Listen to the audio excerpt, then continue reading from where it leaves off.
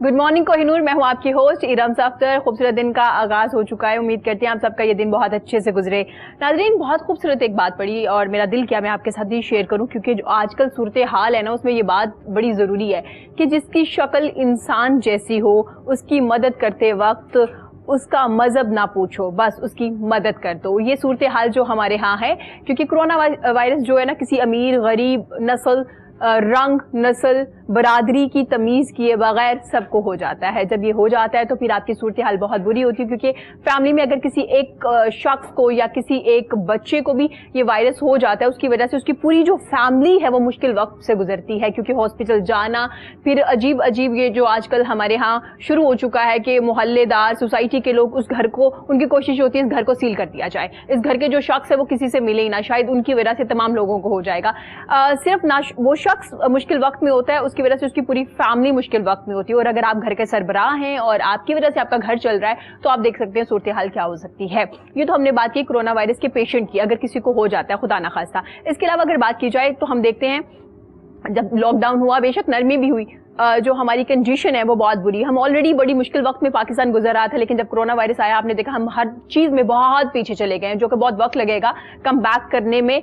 Corona virus की वजह से बहुत से मुखय्यर हजरात जो अच्छा काम कर रहे थे, जिनका अच्छा बिजनेस था, वो भी क्लैप्स कर गया, उनके कारोबार बंद हो गए, जिसकी वजह से अब आप अगर आप किसी की हेल्प करते हैं तो ये मत देखें कि वो कितना डिजर्विंग है या वो पहले कितना अर्न कर रहा था, क्योंकि जो सफेद पोश व्हाइट कॉलर शख्स है वो कभी भी आपके आगे हाथ नहीं फैलाएगा। ये सबसे बड़ी निशानी है सफेद पोश की। वो कभी भी लाइन में लग के राशन नहीं लेगा, वो कभी भी आपको कॉल्स नहीं करेगा, आपके दरवाजे के दस्तक नहीं देगा। तो आपने खास ख्याल रखना है कि बजाय इसके कि वो शर्मिंदगी से कुछ और स्टेप उठाए, आप खुद जाके उनको हेल्प कीजिए। और ये मत सोचिए, और हेल्प करने के बहुत से तरीके हैं, ज़रूरी नहीं आप उन्हें मेंशन कीजिए ये ज़कात है या ये सदका है या मैं आपको इस तरह से हेल्प कर रहा हूँ। आप तोहफे के तौर पे भी किसी को हेल्प कर सकते हैं, क्योंकि अल्लाह ताला नीयतों को जानता है। जब किसी नीयत से आप किसी को हेल्प करते हैं ना, तो अल्लाह ताला उसका अजर आपको यकीनन देता है और वो बहुत ज़्यादा डबल ट्रिपल करके आपको वापस कर दिया जाता है। तो काइंडली जब भी आप किसी को हेल्प कीजिए उसकी तरफ मत देखिए, क्योंकि हजरत अली का कॉल भी है कि जब आप किसी को हेल्प करते हैं, मदद करते हैं या किसी को कुछ डोनेट करते हैं, उसका मफहूम ये है कि डोनेट भी करते हैं तो उसकी आंख की तरफ मत देखिए, क्योंकि हो सकता है कि उसकी आंखों में जो शर्मिंदगी है आपके अंदर वो तकब्बुर गरूर पैदा कर दे। और ये ऐसा होता है क्योंकि हम इंसान जो है बहुत सी गलतियां करता है। ऐसा होता है जब आप किसी को डोनेट करते हैं, कहीं ना कहीं आपके अंदर ये बात आ रही होती है कि देखिए जी मैं हेल्प कर रहा हूँ, मैंने आपको हेल्प कर दी है। तो काइंडली इन चीज़ों से अवॉइड कीजिए। हो सकता है ये छोटी छोटी चीज़ें कहीं आपकी नेकी को ज़ाय ना कर दे। आपने खास ख्याल रखना है जब भी किसी को हेल्प कीजिए। इसके अलावा कोरोना वायरस जो कि ना सिर्फ पाकिस्तान के अलावा 200 ममालिक में तकरीबन ये फैल चुका है। बहुत से नुकसानात हमने देखे, जानी माली नुकसान देखे, डिफरेंट कंट्रीज़ की वीडियोज़ आई। अब पाकिस्तान का हालात आप देख सकते हैं कि किस तरह से जो हॉस्पिटल्स हैं वो भर चुके हैं। हर वक्त आपके टीवी स्क्रीन पर एक फैक्ट्स एंड फिगर चल रहा होता है कि इतनी अमवात हो चुकी है, इतने पेशेंट हो चुके हैं, इतने टेस्ट किए जा रहे हैं। तो काइंडली अब जो सबसे ज्यादा केसेस है वो हम लोगों की वजह से फैल रहे हैं, क्योंकि हम एक दूसरे से मिल रहे हैं, हम डिस्टेंस नहीं रख रहे, हम मास्क का इस्तेमाल नहीं कर रहे, हम मास्क पहन नहीं रहे। तो काइंडली तमाम चीजें अगर आप इख्तियार कर लेते हैं, एहतियाती तदाबीर को अपना लेते हैं, तो आप इन चीजों से बच सकते हैं। बहुत बात हो गई, हमने बहुत बताया कि जी मास्क पहनना है, ग्लव्स पहनना है, डिस्टेंस रखना है, साबुन का इस्तेमाल करना है, हैंड सैनिटाइजर का इस्तेमाल करना है, लेकिन अब वक्त है अमल करने का। काइंडली आप तमाम लोग अमल कीजिए, क्योंकि आपकी वजह से आपकी कोई फैमिली को नुकसान ना हो। क्योंकि हम लोगों को सबसे ज्यादा प्यारी अपनी फैमिली होती है ना। तो आप देखिए, अगर आप कैरियर हैं और आप घर में आते हैं वापस कहीं से भी बाहर से घूम फिर के या कोई भी काम करके, आपकी वजह से आपके बच्चे, आपके पेरेंट्स, आपके घर वाले भी इस वायरस में मुब्तला हो सकते हैं। तो आपने इन चीज़ों का खास ख्याल रखना है। ये वायरस इंशाल्लाह चला जाएगा, क्योंकि वायरस की ज़्यादा मुद्दत कितनी हो सकती है, ये एक वक्त आएगा जब चला जाएगा या हम यूज टू हो जाएंगे इसके साथ रहने के। जैसे दूसरी बीमारियां हैं, कैंसर है, शुगर है, लेकिन ये वायरस में बचने का एहतियाती तदाबीर जो हम आपको बार बार बताते हैं। लेकिन एक बीमारी हमारे यहाँ बहुत ज़्यादा फैल रही है, शायद जिसका कोई इलाज है ही नहीं, उसका इलाज भी आप खुद ही हैं। जब आप चाहेंगे तो आप उससे बच सकते हैं। वो है जी मनशियात। ऐसी अद्वियात जो आप लेते हैं जिसकी वजह से आप अपने सेंसेस में नहीं रहते, जिसकी वजह से आप अपने तो नुकसान करते हैं, उसकी वजह से आप अपनी फैमिली को बहुत ज़्यादा अजियत में देते हैं जब वो आपको देखते हैं। लेकिन ये जो ऐसी नाकिस अद्वियात है, मनशियात है, उसकी वजह से होता क्या है, शुरू कहाँ से होता है, ये कितनी किस्म के हो चुके हैं, ये हमारे एज अ फैशन क्यों यूज़ करना शुरू कर दिया है हमने, हमें क्यों लगता है कि अगर आप मॉडर्न है या आप कूल लगना चाहते हैं तो आप इसका इस्तेमाल कीजिए। ये मैं उन लोगों का जिक्र करी क्योंकि हमारी नई जनरेशन जो है वो बहुत ज़्यादा मुब्तला हो चुकी है इन चीज़ों में।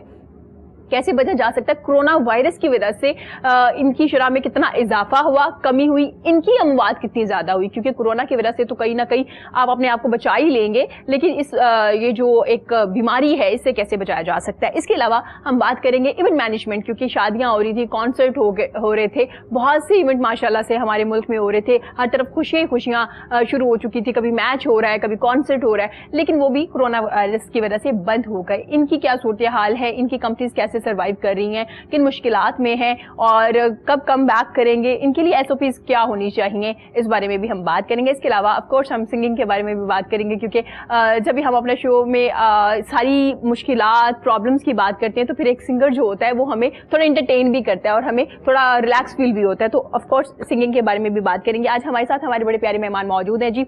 मैं वेलकम करना चाहूंगी सैयद जुल्फकार हुसैन का, जो कंसल्टेंट है इंसदादे मनशियात मुहिम के। खुशामदीद जनाब, कैसे हैं आप? जी मैम, मैं ठीक हूँ, बिल्कुल खैरियत। बहुत शुक्रिया आपका, आपके कीमती वक्त का।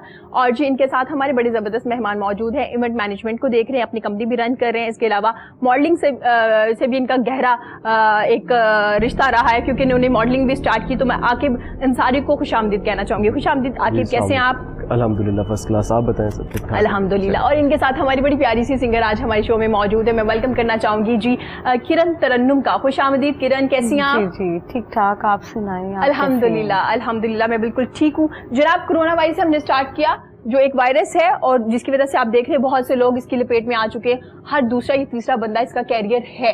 कुछ लोग ठीक हो गए जिनको पता नहीं चला, लेकिन सर क्या सूरत हाल देख रहे हैं मजीद इसमें? पहले तो मैं आपका शुक्रिया अदा करना चाहता हूँ, और कोहिनूर टीवी का आपने बड़ा अच्छा स्टार्ट लिया और बड़ी अच्छी पॉजिटिव जो एक डायरेक्शन थी उस पर आपने अपनी गुफ्तगू का आगाज़ किया। नो डाउट, इसमें कोई शक नहीं कि ये एक जो वबा आई है, इससे पहले एक और बड़ी वबा थी एडिक्शन की। मैं उसी अपने सब्जेक्ट पे रहता हूँ कि कोरोना की वजह से जो लॉकडाउन हुआ, कोरोना से पहले जो ड्रग की सूरत हाल वो भी बड़ी ख़तरनाक थी। कोरोना के बाद जो दो चीज़ें सामने आई, एक खुराक पानी का मसला था, जो सड़कों बागों पार्कों पे एडिक्ट बैठे थे, और उसके बाद फिर ये था कि इनको किस तरह ये चीज़ें बहम पहुँचाई जाएँ। ठीक है। लॉकडाउन के अर्ली डेज जो थे, मार्च के एंड में, वो मैंने लाहौर की सड़कों पे देखा कि बेयारो मददगार पड़े हैं ये ड्रग एडिक्ट्स। और क्योंकि पहले ही लाहौर में 120 मकामात, जो हमारी एनुअल रिपोर्ट है जिसका मैंने पहले भी आपके प्रोग्राम में तस्करा किया था, 120 मकामात लाहौर में जहां हार्ड एंड सॉफ्ट ड्रग इस्तेमाल करते हैं लोग, सड़कों बागों पार्कों में बैठ के, फुटपाथ पे बैठ के। ठीक है। तो वो एक अजीब सी सूरत हाल थी जी। तो उस दौरान हमने फैसला किया, हमारे इदारे ने, ड्रग एडवाइजरी ट्रेनिंग हब ने, कि हम इनके लिए ये खुराक के हाथों ना मरे, नशे के हाथों मर जाए, खुराक के हाथों ना मरे। ठीक है। खुराक बहुत ज़रूरी है, पानी बहुत ज़रूरी है। हमने पानी और खुराक का इंतज़ाम किया। लाहौर के मुख्तलिफ इलाकों में वो हमने हफ्ते में 3-4 दिन मखसूस किए, जहाँ हम ये इनको एक खुराक का, खाने का पैकेट और पानी की बोतल होती थी वो देते हैं। वो अभी भी सिलसिला जारी है। फिर एक और बात जो सामने आई, क्योंकि हमारा बुनियादी मकसद यही था कि रिसर्च वर्क पे जोर दिया जाए, ऐसी चीज़ें सामने लेके आए जो आज तक नहीं है। जी। मैंने जिस तरह कहा, लॉकडाउन से पहले अमवात होती थी लेकिन उनको हाईलाइट नहीं किया जाता था। ठीक है। उनको हाईलाइट, उनकी जो रेशो थी वो थी 25-26 हर महीने। ठीक है। लॉकडाउन के दौरान ये 120 मकामात की बात कर रहे हैं? ये 120 मकामात, मैं अभी लाहौर की बात कर रहा हूँ। ठीक है।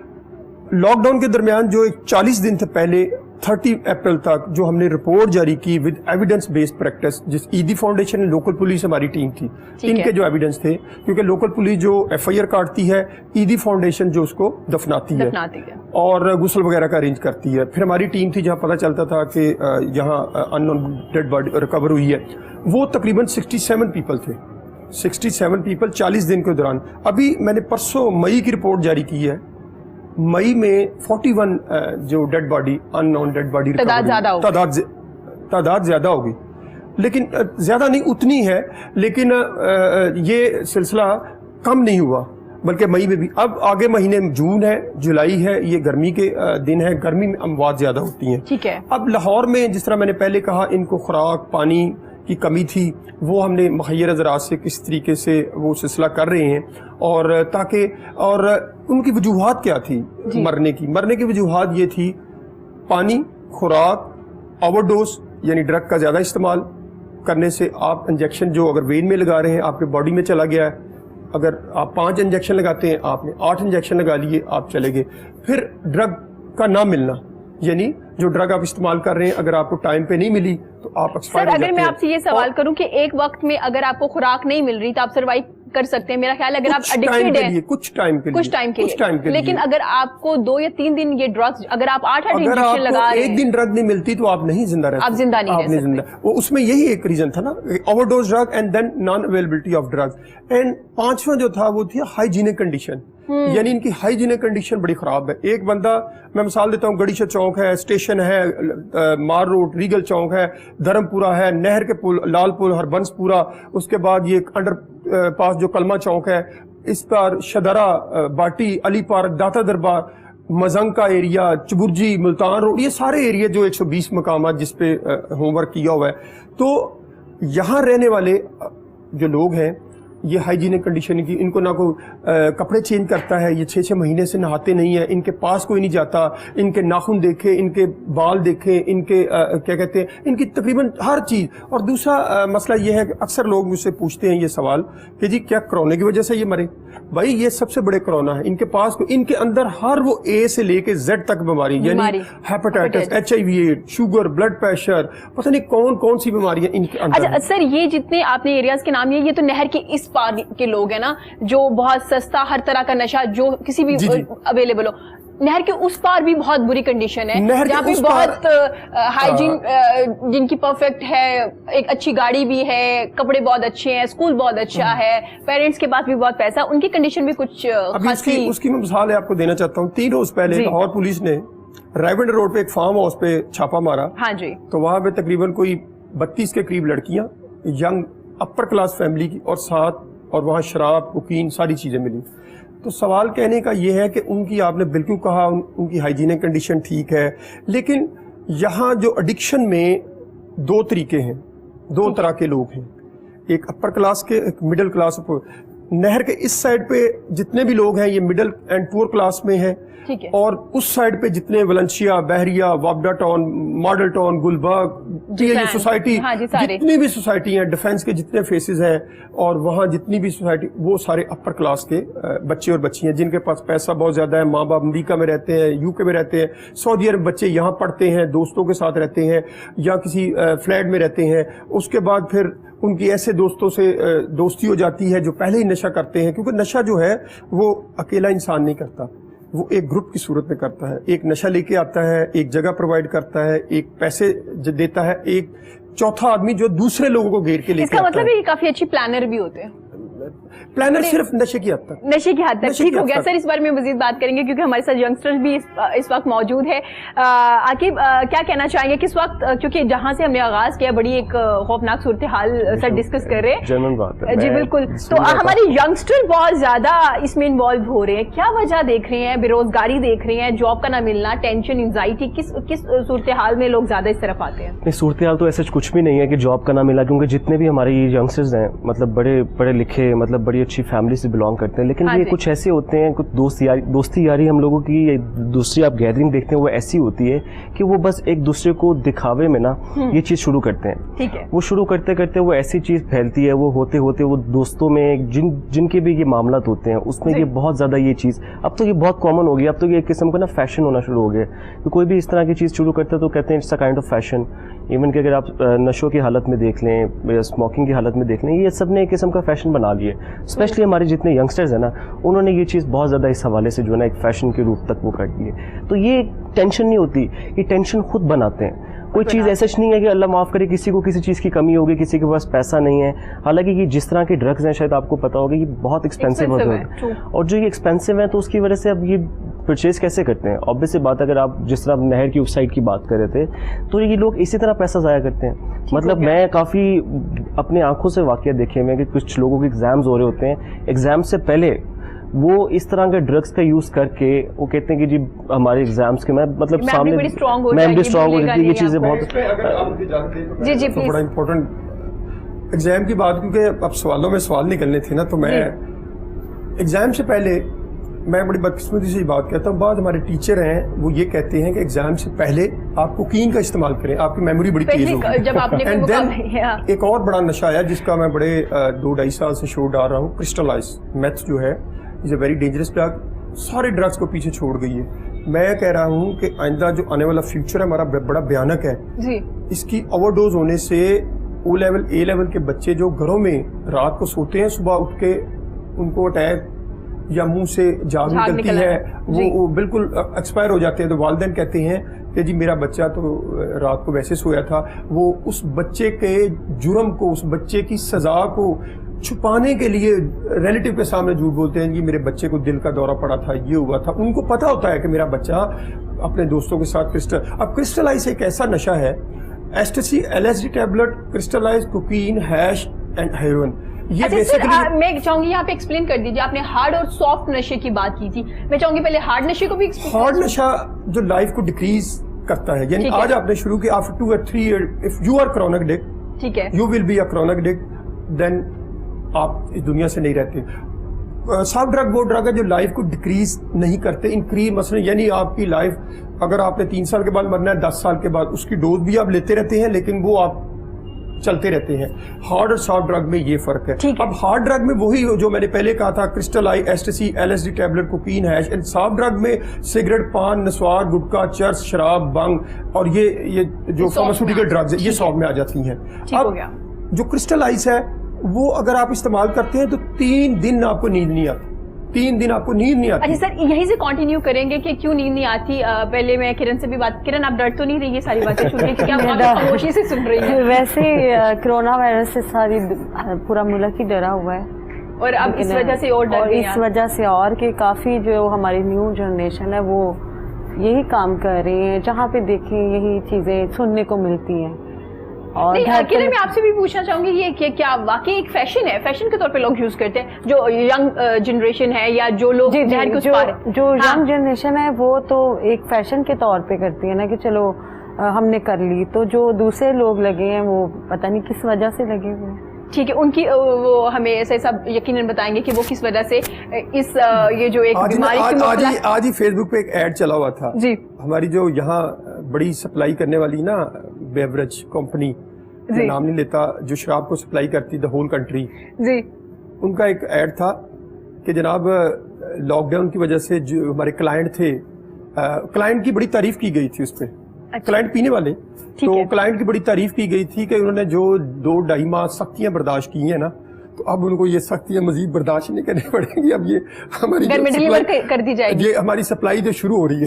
ठीक हो गया सर, देखिए खुले आम अगर फेसबुक पे भी ये मैसेज दिया जा रहा है। कोरोना की वजह से अगर आप देखें ना, अब अगर आपको इस चीज़ का ज़्यादा अंदाज़ा होगा कि कोरोना की वजह से अब लोग वैसे भी घरों में एज ए लॉकडाउन के तौर पे काफ़ी बंद है, इसमें भी ज़्यादा शुरू किया हुआ है। अगर आप शुरू किया। यंगस्टर्स में देखें ना, इसमें भी बहुत से लोगों ने ना ज़्यादा इस चीज़ के ऊपर शुरू किए हुए बड़े तरीके से। या वो तो आप जिस तरह न्यूज़ बता रहे हैं ना, तो इसमें वैसे बहुत लोग पहले टेंशन हुई हुई कि यार ना तो बाहर निकलने का मौका, पता नहीं क्या होगा, मुल्क का क्या हालात होंगे। फिर आए दिन न्यूज़ में जो कुछ देखने को, सुनने को, जानने को मिल रहा होता है, वो टेंशन इंसान के अंदर इतनी बड़ी हुई है, तो वो बहुत ज़्यादा इस चीज़ के अंदर और ज़्यादा शुरू किया हुआ है। क्योंकि हम लोग इतने यूज टू नहीं है ना घर में रहने के, फैमिली के ऐसे साथ ही है। इतना टाइम स्पेंड करने के, करते नहीं फैमिली के एकदम साथ से टाइम चीजें स्पेंड होती हैं तो ये तो फिर मौका ऐसे प्रॉब्लम मिला आती हुआ है। है कि टाइम स्पेंड करने का फैमिली के साथ। आज तक मतलब मैं खुद भी, जो मेरी कंपनी इवेंट मैनेजमेंट की कंपनी है, तो उसमें भी मतलब हमारा कुछ सूरत इस तरह होती थी ना, काम शाम, मतलब ना इवेंट का पता ना सेटअप का, बहुत टाइम उसमें।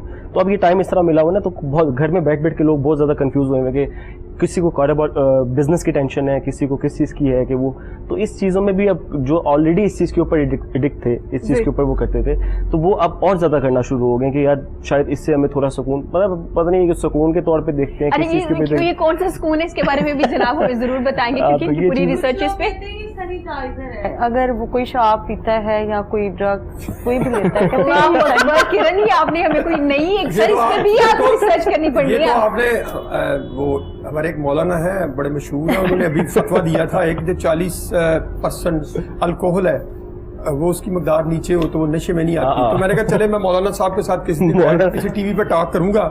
मौलाना साहब आप मुझे बताइए कि मजहब में हमारे कुरान में ये बात वाजे कर दी गई है और उसी शराब के बारे में वाजे कर दी गई है। बाकी नशों को वो जो आपके जहन को, आपकी ज़हनी सलाहियतों को मौफ कर दे, सोचने समझने की सलाहियत को खत्म कर दे, तो जनाब आप उसको कहते हैं कि 40% आप माशाल्लाह इतने बड़े आलम है, 40% उसकी मिकदार कम पिए तो आप शराब में नहीं, अगर बढ़ जाएगी तो मैथ्स काफी अच्छा होगा ना, उन्होंने परसेंटेज में बता नहीं। वो वैसे मुझे लगता है वो ना मीडिया में ना इन रहने में वो जरा। अच्छा ठीक है सर, लेकिन मैं किरण से पूछना चाहूंगी, उन्होंने कहा कि सैनिटाइजर के तौर पे किरण ये आपने बात क्यों की है? किसी से सुना आपने? लोग हम रोज ये खबरें सुनते हैं, सब अपना ये जो टीवी चैनल पे जो दिखाते हैं, तो एक वो था लड़का, उसने कहा कि ये सैनिटाइजर कर रहे हैं आपकी बॉडी को, सैनिटाइज कर रहे हैं, क्लीन कर रहे हैं अंदर से। अल्लाह अकबर। अगर हम सैनिटाइजर यूज करते हैं उसमें भी जर्म्स को खत्म करता है, तो वो अंदर के जर्म्स को खत्म करता है। सर इस पे आपको एक रिसर्च दोबारा करनी पड़ेगी क्योंकि आप देख सकते हैं। मैं अभी इनको बता देता हूँ कि इन्होंने कहाँ से ये वर्ड। Ji please. देखें इनकी जो ये जिस शोबीज से ताल्लुक रखती हैं, मैं जारी बात मेरा 34 ईयर का तजर्बा है इस फील्ड में, अल्हम्दुलिल्लाह इतने मालिक में फिरे हैं, यहाँ भी काम करता हूँ। शोबीज से ताल्लुक रखने वाले जो अफराद है ना, उनमें ज्यादा चर्स और शराब का इस्तेमाल है। ठीक है। उनमें बहुत ज्यादा, जो स्टेज की बैक पे बैठ के ना, जब वो आगे भी आते हैं ना, पहले एक पैग लगाते हैं। ये तो मैं कई लोगों को जानता हूँ ना, मैं सुनी सुनाई बात पे नहीं, मैं प्रैक्टिकली बात पे आपको बिलीव करता हूँ कि वो बाद लोग यही कहते हैं तो यार इससे क्या होता है, इसको पीने से कोई नहीं, गम दूर होता है, फलां चीज होती है, लेकिन उनको ये नहीं पता कि उनकी लाइफ में कितनी कमी आती है, उनके काम में कितना असर पड़ता है, उनकी शख्सियत में कितना असर पड़ता है। ठीक हो गया। देखिए ये तो आपको माफ कर देती है ना हर चीज। अगर आप उसकी एग्जाम्पल है, अगर आप खांसी वाला सिरप जो है, अगर उसमें कुछ अल्कोहल की मिकदार शामिल होती है, अगर वो आप 2 सिरप के चम्मच पी लें, उस पर लिखा होता है कि इसमें गनूदगी है, आपको नींद आएगी, उस पे पीने के बाद आपको नींद आ जाती है। तो जब वो अमल आप करते हैं, देखिए चर्स और शराब ये कॉमन है हमारे हर 5वें घर में। आप देख लें मिडिल क्लास में, हर लाहौर की आबादी में, मैं लाहौर से बाहर की, मैं लाहौर की बात कर रहा हूँ, हर 5वें घर में कोई ना कोई या बाप पी रहा हो रहा है या बेटा पीता है, या उनके कोई 1 या 2 बार। कल की बात सुने, कल एक टीवी चैनल से मैं वापस आ रहा था प्रोग्राम करने के बाद, उन्होंने वो नंबर मेरा हाईलाइट किया, तो मुझे एक अपर क्लास की फैमिली से फोन आया। मैं अभी वो टीवी चैनल से बाहर ही निकला था जी, तो उसकी माँ बच्चे की थी, वो कहने लगी थी भाई साहब आप सही जुल्फकार बोल रहे हैं? मैं कहा जी। कहने लगी अभी आपको मैंने टीवी पे प्रोग्राम देखा है, तो मैं बड़ी बदकिस्मत माँ हूँ। मैंने कहा हुआ क्या है? कहती मेरे 2 बच्चे दोनों नशा करते हैं, मेरा खावन नहीं है। मैंने कहा आप रहती कहाँ है? कहने लगी मैं नहर के फलां एरिया में रहती हूँ जी।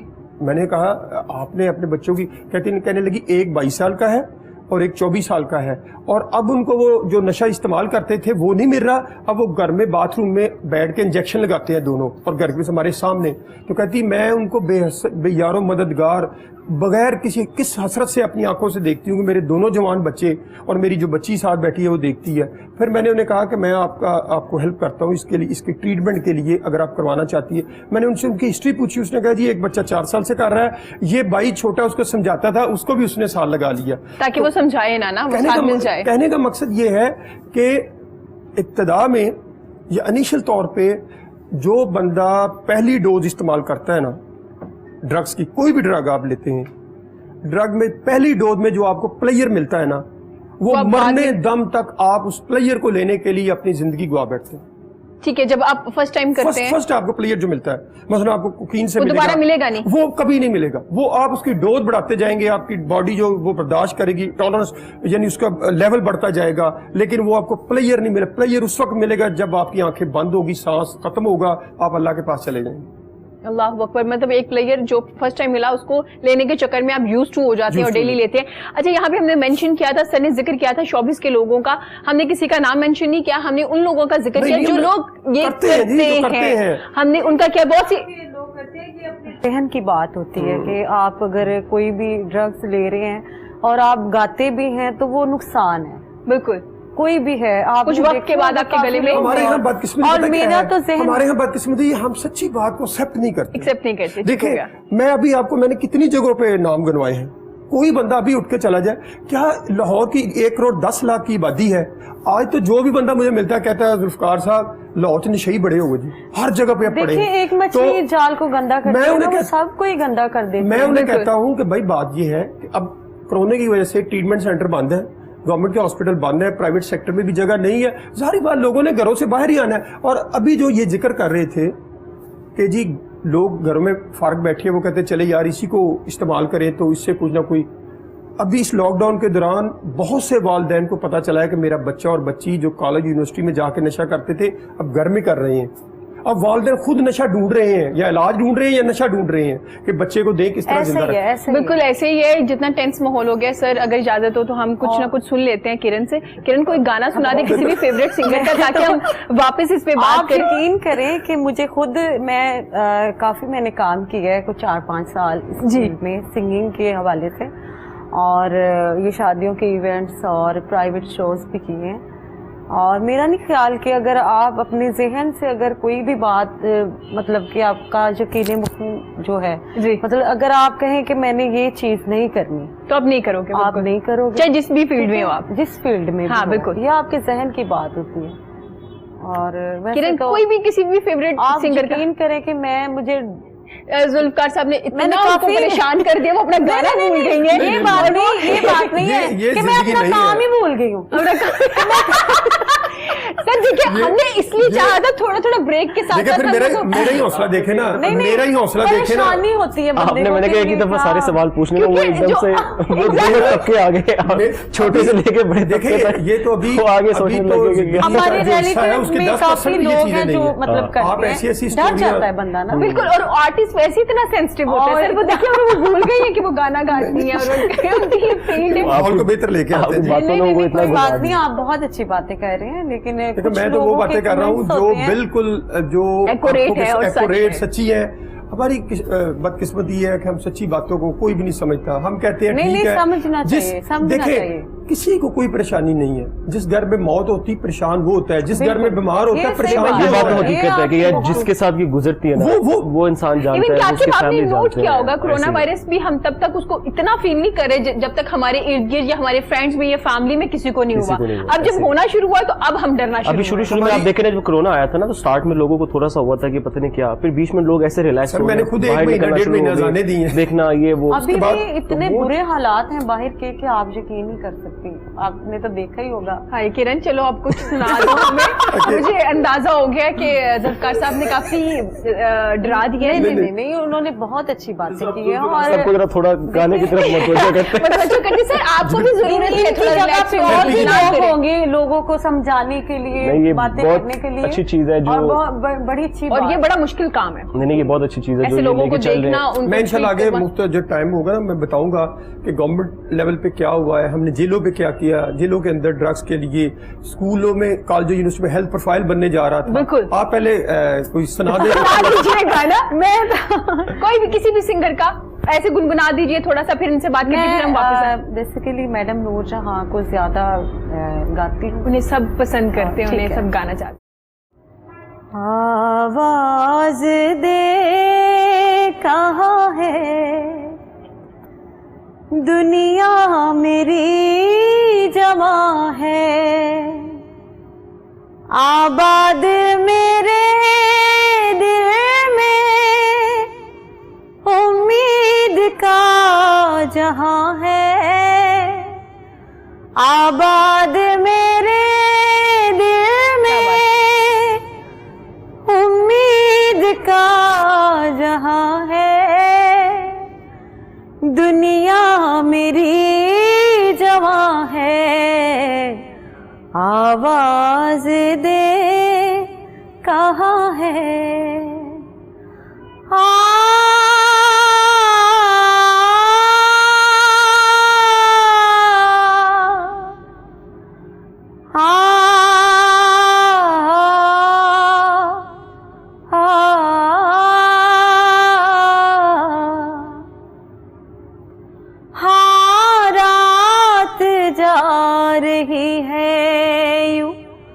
जैसे चांदनी की क्या बात, बारात जा रही है, हाँ रात जा रही है यूं जैसे चांदनी की बारात जा रही है।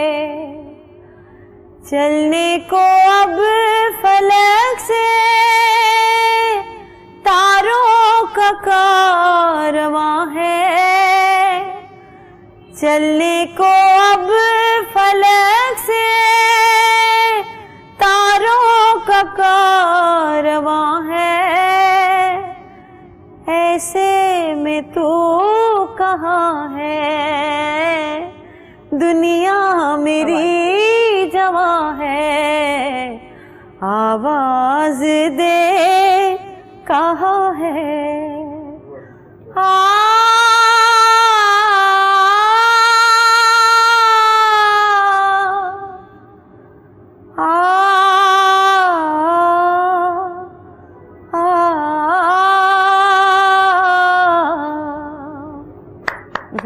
जबरदस्त है, क्या बात है, एक जबरदस्त सा माहौल बना दिया आपने। कैसा लगा जी? कैसा लगा जी? थोड़ा सा चेंज। मैं मैडम नूरजहान साहब एक मरतबा मिला हूँ जी, और वो भी ये फ्लैटी होटल के सामने पीटीसीएल का ऑफिस था, वहाँ पे वो अपने टेलीफोन के सिलसिले में आई थी। बड़ी पुरानी मैं बात कर रहा हूँ।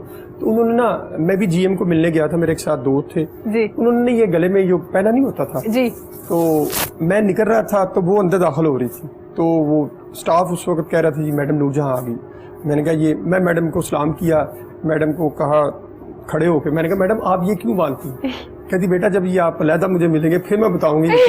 और मैडम नूरजहां के वाकई जो गाने हैं या उनकी अल्लाह ताला ने उनको आवाज़ दी थी, उसमें सुर था, उसमें वो ऐसा सोच था जिसकी वजह से वो आज भी उनके आप कोई भी गाने जो गुनगुना लें तो एक सुकून मिलता है। एक आज की जो हमारी जो नई नस्ल है, नई, उन्होंने तो गानों को उधेड़ के उनके बखिए उधेड़ दिए हैं। लेकिन खैर अभी भी सर उन्हीं को सुना जा रहा है, उन्हें गाया जा रहा है। वो जो वो पहना करती थी उसे उस वक्त गुलबंद कहा करते थे, लेकिन वो ट्रेंड इतना चेंज हुआ, अब चोकर की सूरत में अब सब लड़कियां पहन रही हैं। वो उस टाइम फैशन आइकॉन भी थी। और पीटीवी के देखे ना जितने भी हर सूट के साथ वो अपना वही कंट्रास्ट, जिस तरह आजकल हर सूट के साथ फीमेल के लिए मास्क जो है वो कलर बना दिया उन्होंने, इस तरह वो सर की हर शोबिस के हर फैशन पे हर पे नजर है, उनको नजर ना लगे उनके गले को।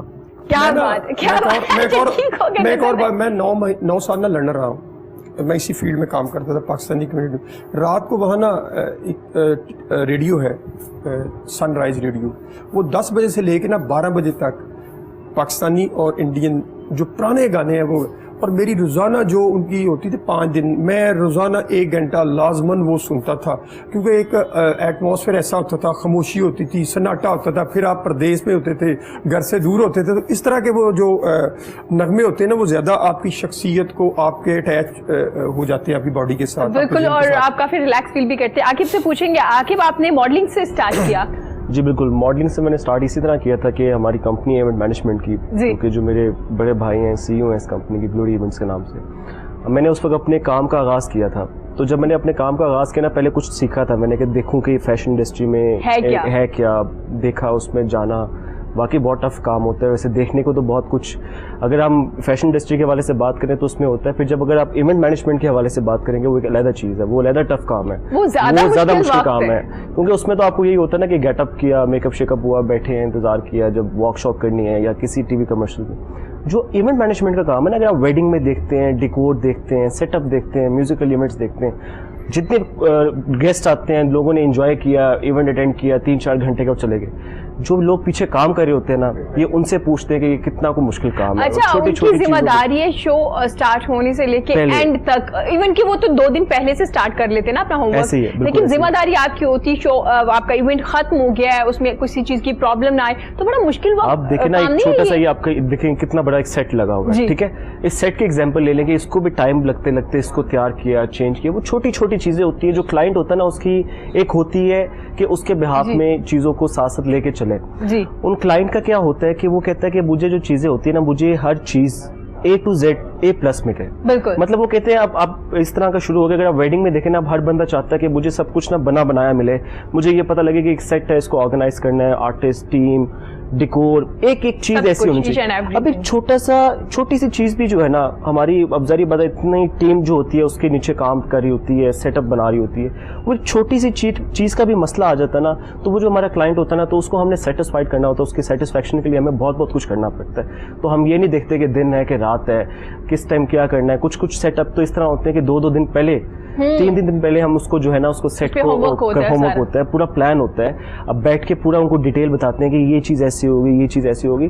तो ये बहुत मुश्किल काम है, और क्लाइंट को मुतमईन करना सबसे मुश्किल काम है कि आप जितना भी बेस्ट दे दे, छोटा सा एक फूल का कलर भी चेंज है, मुतमईन नहीं होता, मुतमईन नहीं होता। ये ऐसे ही होता है हमारी इन चीजों में, ये नहीं है कि, लेकिन ये ऐसे होता है। बहुत कोशिश करते हैं कि हर बंदा, ना कि सिर्फ इस काम में, बहुत सी चीजों में होता है कि बंदा चाहे कि उसको हर चीज का मौका मिले, कि मुतमईन करने के लिए बहुत कोशिशें करते हैं। लेकिन बहुत सी ऐसी चीजें होती हैं कि छोटी चीजें इंसान, आप कहते हैं कभी भी 100% प्योर चीज नहीं मिलती। तो आपकी मॉडलिंग जब आपने स्टार्ट की या की अपनी बेशक कंपनी के साथ ही की, तो कैसा लगा? मुश्किल लगा मॉडलिंग करना भी या नहीं आसान है? मॉडलिंग मुश्किल नहीं लगा, बस उसमें जरा थोड़ी सी होती है, इंसान को अपने फेस एक्सप्रेशंस के हिसाब से, चीज़ों के हिसाब से समझना होता है। आपका कॉन्फिडेंस लेवल जो होता है ना, वो आपका अच्छा होना चाहिए। आपको कॉन्फिडेंस लेवल अच्छा होगा तो आप, मेरा नहीं ख्याल कि कोई ऐसी चीज़ आपको जो है ना मुश्किल डालेगी उस हवाले से। तो अभी जो काम कर रहे हैं इसमें तो बहुत टाइम भी देना पड़ता है, मेहनत बहुत ज्यादा है, और फिर इन द एंड आपको 2 या 3 दिन तक मुसलसल एक इवेंट पे काम करना पड़ता है। 2-3 दिन तक तो नहीं होता। फॉर एग्जांपल अब एक वेडिंग का इवेंट होता है ना, तो वो पूरा इवेंट चल रहा होता है, मेहंदी, बारात, वलीमा, अब तो रस्में शुरू हो गई है ना।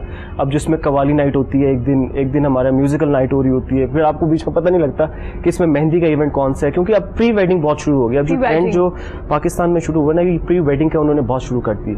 उसमें ये होता है कि कभी हमने कवाली नाइट ऑर्गेनाइज करनी है, एक दिन कवाली नाइट हो रही है, फिर उस पूरे सेट को हमने डिकोर लेकिन कोरोना वायरस ने आपकी शादी को ड्राइंग रूम तक महदूद कर दिया। आपने देखा होगा बहुत सी शादियां हुई माशाल्लाह से, एक सोफा है, 4 लोग बैठे हुए, निकाह हो रहा है, खुशी बस वो पुराने जमाने की जो चीजें थी ना, वो दोबारा से वापस आ गई हैं। ये ऐसी चीज है कि हमारे इस फील्ड को ना बहुत ज्यादा नुकसान हुआ है। इस कोरोना ने ना हमारी, स्पेशली ये जो म्यूजिक फैशन इंडस्ट्री को, आप बिलीव करें कि अभी जब कोरोना का स्टार्ट हुआ था, क्योंकि ये पीक का टाइम होता है हमारे इवेंट्स का ना, तो बहुत ज्यादा इस चीज के ऊपर ना लोगों के हमने कुछ एडवांस लिए हुए थे, वेडिंग के हवाले से, सेटअप के, डिकोर के, सबको हमने एडवांस किए हुए थे। कुछ आर्टिस्टों को पेमेंट दी हुई थी, जितने भी हमारे लेजेंड आर्टिस्ट होते हैं उन सबको हमने पे किया। वो जब हमने पे किया, सब कुछ किया, ऑब्वियस सी बात है, हमें तो ये पता कि इवेंट की जो रूटीन हमने चलानी है, तो इवेंट की पेमेंट ली हमने, आगे डिवाइड कर दी हर जगह पे। अब वो जैसे एकदम से हमें ये सुनने को मिला कि ये लॉकडाउन होना है, ये इस तरह होना है, हमें तो पहले ही पता लगा कि कोरोना का ये मामला शुरू हुआ है, इस तरह केसेस आए हैं। लेकिन जब एकदम से लॉकडाउन हुआ ना, तो हमें खुद समझ नहीं आई कि इसको हम तो समझे कि शायद चलें कोई 15-20, 1 महीना, 1.5 महीना ये ठीक हो जाएगा। तो हम इसको हमने लोगों को भी ये कहा कि हम इसको कंटिन्यू कर देंगे। अब वेडिंग को, कुछ लोगों की शादियों के फंक्शन थे, निकाह थे, जिस दिन कोरोना लॉकडाउन हुआ अगले दिन निकाह थे। हाँ, वो निकाह जो है वो बेचारों के पोस्टपोन हुए। पोस्टपोन किया वो घर में सिंपल रुख से थी, जिन्होंने प्लान किए हुए थे कि जी हमने वेडिंग को इस तरह ऑर्गेनाइज करना है, इस तरह परेशान नजर आई, बिकॉज़ उनके इतने एक्सपेंसिव जोड़े थे, बाकी सबने तो मैनेज कर लिया, वो बेचारियां मैनेज नहीं कर पा रही थी। मैं कहता हूं ऐसे चीजों के ऊपर होते, तो ये इस चीज ने ना, इस वबा ने हमें बहुत ज्यादा, स्पेशली इस इंडस्ट्री को, आपके साथ बहुत से लोग, आपके वेंडर्स हैं, काफी लोग मुंसलिक होते हैं ना, करें कि बहुत से लोग 200+ हमारे जो होते हैं ना, ये काम कर रहे होते हैं। तो इसमें ये चीजें जो होती है ना, मसला हम लोग तो चले सर्वाइव, जो नीचे टीम कर रही होती है ना, वो बेचारे, उनका काम जो होता है ना, वो बड़े टफ, उनकी मेहनत मजदूरी का काम होता है, उनके लिए बड़ा मसला है। उनका आजकल बिल्कुल देखे ना काम बंद है। उन्होंने जो कुछ सीखा हुआ है, जो कुछ सेटअप के हवाले से लगाने के लिए जो कुछ सीखा हुआ है, वो उसी को लेके चलते हैं। अब उनके पास कोई ऑप्शन नहीं है, कोई काम करे भी सही तो वो क्या, तो वो उस चीज के ऊपर उनका जो तबका है ना, उनको बहुत ज्यादा, हमारी जितनी भी टीम है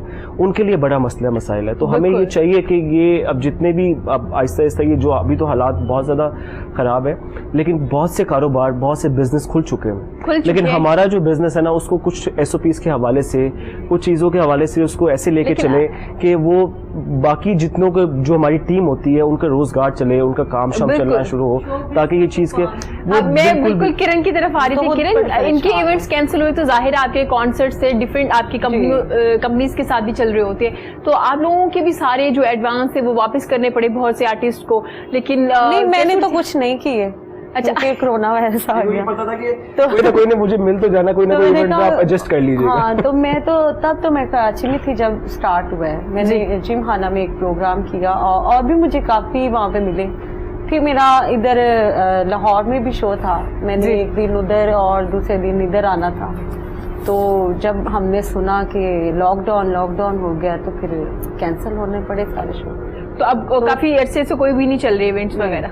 अभी तो आप ये समझ लीजिए 2020 का जो ये साल है ना, स्पेशली हमारी जो इवेंट मैनेजमेंट इंडस्ट्री के हवाले से, ये तो बिल्कुल ही जो है ना पूरा साल ये किस्म का गायब हो गया, क्योंकि आगे भी अभी जो पता लग रहा है ना, ये जो हालात नजर आ रहे हैं, तो अभी बहुत मुश्किल जो है ना इस चीज के हवाले से ये देखने को मिल रहा है। हमारे वजीर आजम को कुछ करना चाहिए हमारे लिए, जो आर्टिस्ट है उनके लिए। अच्छा किरण, आपके नाम के साथ किरण तरन्नुम है, ये मैडम नूरजहां तरन्नुम की वजह से आप लोगों ने लगाया है या वैसे आपका नाम है? मैंने एक प्रोग्राम किया था मियां नवाज शरीफ के घर में जी, तो वहाँ मियां जाहिद शफी ने मुझे कहा कि तुम्हारे नाम के साथ तरन्नुम लगना चाहिए, कि तुम्हारी आवाज़ जो है वो तरन्नुम के साथ मैच होती है। तो मैंने कहा ये तो फिर अल्लाह का बड़ा शुक्र है कि बड़ा इसलिए उन्होंने मेरा फिर ये नाम रखा, इसलिए अब आप अपने नाम के साथ किरण तरन्नुम लगा के ठीक हो गया, ये आपका एक लक़ब है। बाकी मैडम तक तो नहीं पहुंच सकते, लेकिन कोशिश करते हैं कि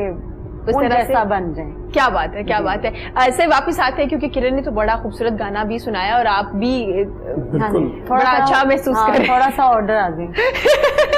ठीक हो गया सर, क्या सूरत हाल देख रहे हैं? क्योंकि लॉकडाउन में आपने बताया कि बहुत से बच्चे घरों में बैठ के या जिनको नहीं मिल रहा उनकी मवाद में भी इजाफा हो रहा है। सर ट्रीटमेंट की अगर बात करें, इसके हल की तरफ आए, इलाज की तरफ आए, कौन सी ऐसी स्टेज होती है जब इनको ट्रीट किया जा सकता है?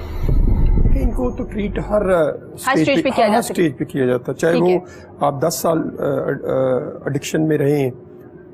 होता सिर्फ ये है कि 100% रिलैप्स रेट है, न सिर्फ पाकिस्तान में, पूरी दुनिया में। ठीक है। मैं तो अक्सर कहता हूँ, मैं डराने के लिए नहीं बल्कि लोगों को उनकी होप को मैं कमज़ोर नहीं करना चाहता, वालिदैन की, लेकिन मैं सच भी बताता हूँ लोगों को कि एडिक्शन जो है ये एक ऐसी डिजीज़ है, this is a chronic disease, brain disease, long lasting, manageable but not curable. Manageable है, क्योरेबल नहीं है। मैनेजेबल इसलिए है कि आप ब्लड प्रेशर, शुगर की तरह इसको कंट्रोल कर सकते हैं, बट नॉट इसको 100% आप क्योर नहीं कर सकते। और उसकी वजह यह है कि ये भी मैं कहता हूँ कि अगर if you are chronic addict, अगर आपकी बॉडी से ब्लड भी चेंज कर दिया, he will not recover until के आप इसी पे डिपेंडेंट रहेंगे। तो आपने देखा कि सड़कों, बागों, पार्कों पे जो आखिरी स्टेज है वो किस तरह अपने आप को इंजेक्शन लगाते हैं, उनके ये बाजू स्वेल होते हैं, ये टांगें, हर चीज़ वो ऑफ हो जाती है। तो ट्रीटमेंट तो हर स्टेज पे मुमकिन है, लेकिन सवाल ये है कि आप घर के अंदर जो आपके पेरेंट्स आपकी हेल्प करते हैं, आपके रिलेटिव आपकी हेल्प करते हैं, एक मरतबा ट्रीटमेंट करवाई, पैसे खर्च कर दिए, उसके बाद फिर आप रिलैप्स हो गए, फिर दूसरी मरतबा अगर आप शादीशुदा हैं तो वाइफ ने ससुराल से पैसे लिए, फिर आपको इस होप से कि चलें बच्चा, फिर तीसरी मरतबा औरत ने अपना जेवर बेच दिया, चौथी मरतबा फिर आपने उसको घर से निकाल दिया, पांचवी मरतबा ये होता है वो सड़क और चौक और चौराहे पे आ जाता है। इसीलिए वो अननोन डेड बॉडी, जिसका ना रिकॉर्ड है, ना कोई आता है, ना पता है कि ये किस माँ का बच्चा है, किस बाप की औलाद है, किसके, इसके अपनी ये शादीशुदा, इसके अपने बच्चों का क्या बनेगा, इसका क्या होगा। ये बड़ी दर्दनाक स्टोरीज हैं जो आपको मैं बताऊँ, मेरा तो ये जो ब्रेन है ना,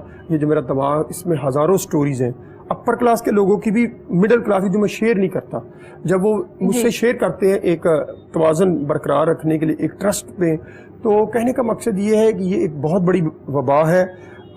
अभी इन्होंने, मैडम ने जिक्र किया था हमारे प्राइम मिनिस्टर साहब का, तो प्राइम मिनिस्टर साहब ने, आपने देखा, परसों कह दिया है कि जुलाई और अगस्त पीक पे हम जाएंगे। और हमारे जो मिनिस्टर स्टेट है, हमारे मिनिस्टर हमाद अजहर है, उन्होंने भी सेनेट में जो स्टेटमेंट दी है, उन्होंने कहा 33 लाख अफराद बेरोजगार होंगे। तो मैं जो फ्यूचर देख रहा हूँ वो बड़ा मुझे भयानक इसलिए नज़र आता है कि जब बेरोजगारी होगी, लोगों के पास रोजगार नहीं होंगे, लोग क्राइम करेंगे, लोग लूटेंगे, लोग घरों में लड़ाइयाँ होंगी, बीवी कहेगी बच्चों के लिए दूध लेके आना है, घर में आटा नहीं है, खाना लेके आना है, आपको ना कोई रिलेटिव कर्जा देगा, ना कोई आपको दोस्त अब कर्जा देगा, फिर आप खुद जिंदगी से फरार चाहेंगे। जिंदगी चाहे वो अपर क्लास में हो, चाहे वो मिडिल या लोअर क्लास में हो, जब वो फरार चाहेंगे, तो मैं ये देख रहा हूँ कि उस वक्त सबसे बड़ा जो फार्मास्यूटिकल ड्रग जो है ना, वो मार्केट में आसानी के साथ क्योंकि वो आसानी के साथ मिलता है स्टोर से, इसलिए वो लोग इस्तेमाल करते हैं। सड़कों, बागों, पार्कों में जो लोग बैठे हैं वो भी ज़्यादा 5-6 इंजेक्शन लगाते हैं, उसके बाद एक हेरोइन का इंजेक्शन पानी में मिक्स करके और मुख्तलिफ टैबलेट को मिक्स करके लगाते हैं। ठीक हो गया। ना कि अगर ये सड़कों की जिस तरह के हवाले जो मांगने के लिए अगर आप देखते हैं कि रोड्स पे हमें सिग्नल पे खड़े होते हैं, तो वो जो कुछ लेते भी हैं पेमेंट शेमेंट, कुछ ऐसे लोग होते हैं ना मांगने वाले, तो वो जब लेते भी है ना, वो जिस हालत में ले रहे होते हैं ना, तो उन्होंने आगे जाके इसी चीज के ऊपर इन्वेस्ट करना Exactly, और आपको पता भी चल रहा हमें होता पता लगा होता है कि यार ये वो अपनी कंडीशन इस तरह बता के, अब कुछ लोग होते हैं ना कि बहुत ज्यादा तरस खा के वो जो सड़क और चौक और चौराहे पे बंदा मांग रहा है, वो तकरीबन 500 से 600 रुपया इकट्ठा करता है, 400 रुपया वो नशे पे लगाता है और 200 रुपया वो अपने खाने पे ठीक हो लगाता है। गया। यह वक्त हुआ छोटी सी ब्रेक का, लेकिन ब्रेक से पहले हमारे साथ किरण मौजूद है, तो इनकी खूबसूरत सी आवाज में हम गाना भी सुनेंगे और फिर ब्रेक के बाद वापस आके इस बारे में भी मजीद बात करेंगे।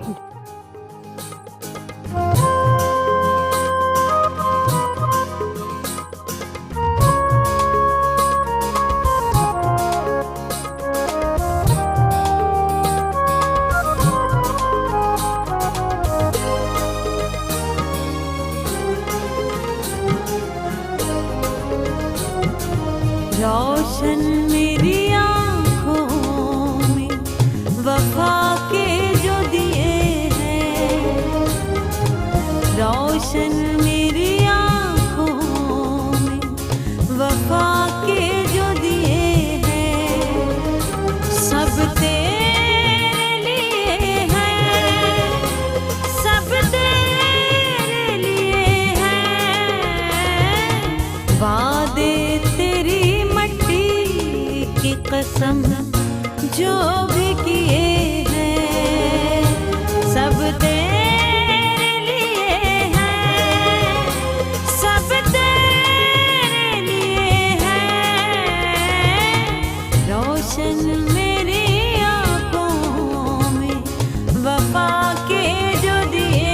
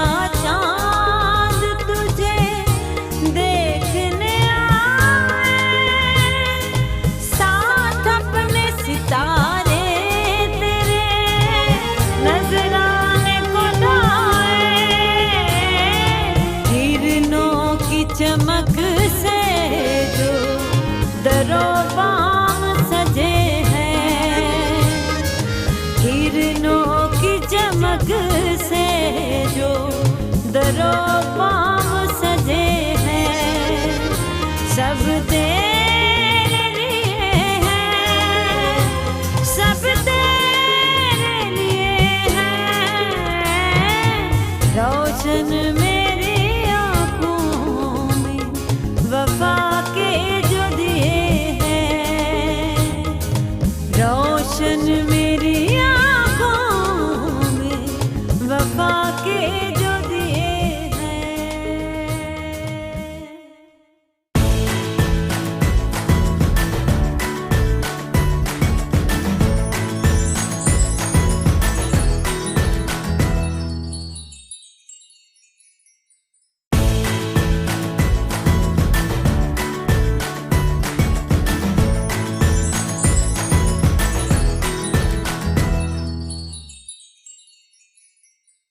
वेलकम बैक जी। गुफ्तगू का सिलसिला जारी है। हमारे साथ हमारे बड़े प्यारे मेहमान मौजूद है, सैयद जुल्फकार हुसैन और प्यारी सी हमारी किरण, और इसके साथ मौजूद है हमारी जबरदस्त एक मॉडल भी है। इसके अलावा एक कंपनी को भी रन करे, इवेंट मैनेजमेंट को भी देख रहे हैं। आकिब हमारे साथ मौजूद हैं। किरण ने ब्रेक से पहले बड़ा ही खूबसूरत हमें गाना सुनाया और बड़ा ही मजा आया, सब लोग कहीं खो गए थे। सर क्या कहना चाहेंगे किरण की सिंगिंग के बारे में? ये बात की थी मैंने कि जिस तरह का गाना था, मैं जुल्फकार साहब से भी बात कर रहा था, मैं कहा जिनके जो पेशेंट होते हैं उनको भी इस तरह की मौसीकी बड़ी पसंद होती है। मैं कहता हूँ उनको वापस लाने के लिए आप इस तरह की मौसीकी जो है ना कि चीजों को पहले तो जी किरण को अप्रिशिएट करना चाहिए, वाकई नो डाउट इसमें शक नहीं कि इनकी आवाज़ अल्लाह ताला की एक वदीयत है, मैडम के साथ बहुत मैच करती है। और मैं जब वो सुन रहा था ना इनका, तो वो उन्हीं का ऐसा चल रहा था कि वही गा रही है। तो ये भी बहुत कम लोगों को चीजें नसीब होती हैं। इन्होंने जो बताया कि जो नाम इन्होंने साथ जोड़ा तो काफी कुछ मतलब एक बड़ी महफिल में था, एक बड़ी महफिल का जिक्र नहीं करना, एक बड़ी महफिल में लोग सुनने वाले थे। जाहिर बात उन्होंने जब इनका नाम सुना, इनका गाना सुना, इनकी आवाज जो उनको उनके दिलों को किस तरह भाई, उन्होंने फिर इनको कहा कि आप अगर ये साथ रखें तो यकीनन स्टाइल जो है ना सेम उनके तरीके से हैं जिन्होंने मुझे ये भी अच्छा, इसका मतलब गाने के साथ किरण ने इंसाफ किया है। गाने के क्या देखे, गाने के साथ इंसाफ इसलिए किया है कि अल्लाह ताला की तरफ से सब कुछ है इनके पास। वो देखे आवाज बड़े बड़े लोगों के पास है, लेकिन वो आवाज को उस तरह जो परफॉर्मेंस है ना वो नहीं, सुर निकालना उसकी गाने के जो उनकी आवाज थी जो उन्होंने गाया था उसके साथ मैच करना। तो आवाज भी देखने ना, जितने भी हमारे रिमिक्स बन रहे हैं, जो भी चीजें बन रही हैं, वो जितने हमारे लेजेंड जो इस तरह के मतलब लोग थे जिन्होंने मतलब उन्हीं को गा रहे हैं, उन्हीं के गानों को जो है ना वो चाह के भी वो शेरो शायरी जितने भी वर्डिंग है सब कुछ उन्हीं के बीच में जो है ना। बिल्कुल। किरण से पूछेंगे, किरण आपको सिंगर ही बनना था या कुछ और प्लान था बनने का और फिर सिंगर बन गई, या नहीं आपको था कि मुझे सिंगर ही बनना है, गाना ही गाना है?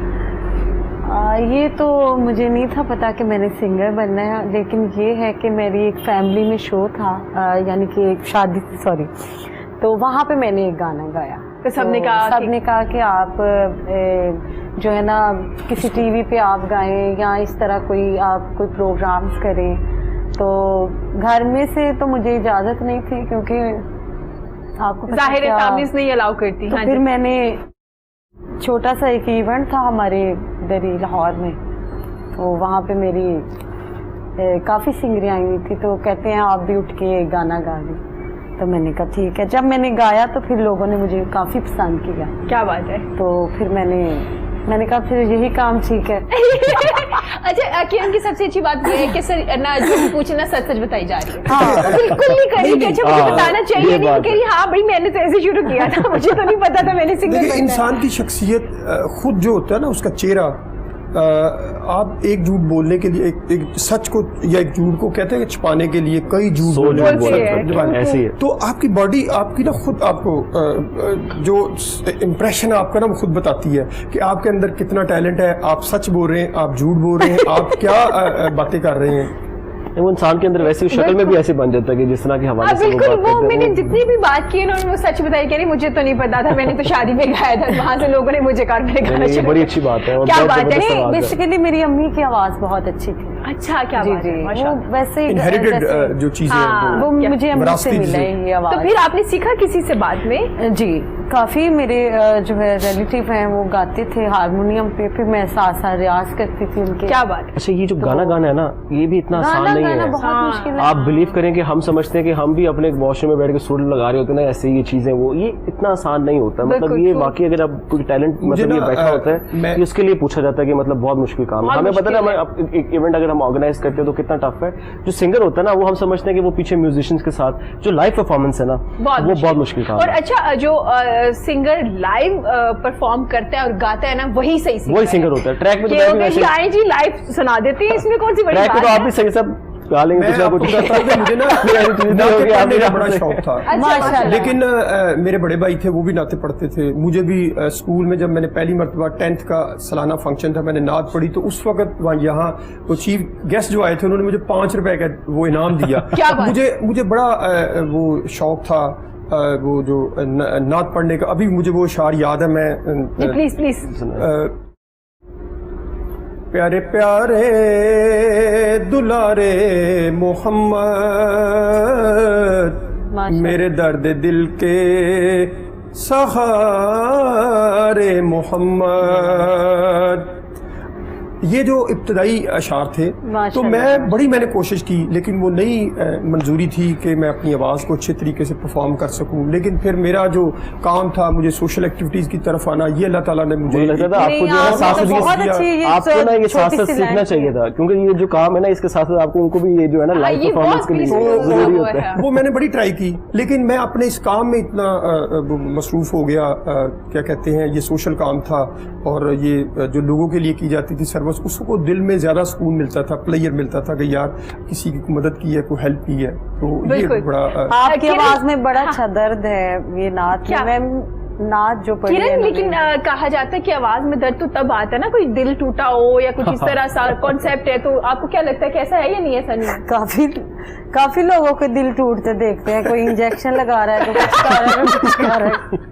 वो तो आपने लव एंड अफेक्शन की बात की है कि जो उसे हम कहते हैं कि जो ये एडिक्शन में ना, जब कॉजेस की बात आती है ना, या फेलियर की, तो उसमें एक ये भी एलिमेंट है कि जी आप आइडियल का ना मिलना, आइडियल लव में आप फेल हो गए जी। अच्छा, मोस्टली मैं ये समझता हूँ कि ये जो एडिक्शन वाली चीज़ है ना, मैंने जो देखा है ज्यादातर जो अमूमन अगर हम यंगस्टर्स को देखें ना, वो इस चीज से ब्रेकअप से ही इस चीज को वो करते हैं। वो बेशक हम उसको चाहे फैशन के तौर पे एक नाम लें, लेकिन वो ऐसी कोई चीज होती है, क्योंकि जब इंसान का जो भी मतलब यंगस्टर होता है ना, वो अपने रिलेशनशिप में जब भी आता है ना, तो वो पहला उसको जो होता है ना प्यार, वो जिंदगी में उसको ऐसे ले जाता है कि बस। ये बड़ी कम स्टोरीज है। 80% जो है ना, 80% लोग दोस्तों की बुरी सोबत की वजह से, पीयर प्रेशर, वो तो है ही है, वो तो है। और अब वो उन दोस्तों की वजह से उनमें स्टोरियां निकलती हैं। फिर ये वाली जो आपने बताई है जी, मैं वो रिलेशनशिप में जाना ना मिलना, ये हो गया, दोस्तों में बैठ के ये जो गपशप लगती है उससे क्या हवाले से। बल्कि बड़ी अच्छी आपने बात की। एक मिनट टीवी के लिए ना आउटडोर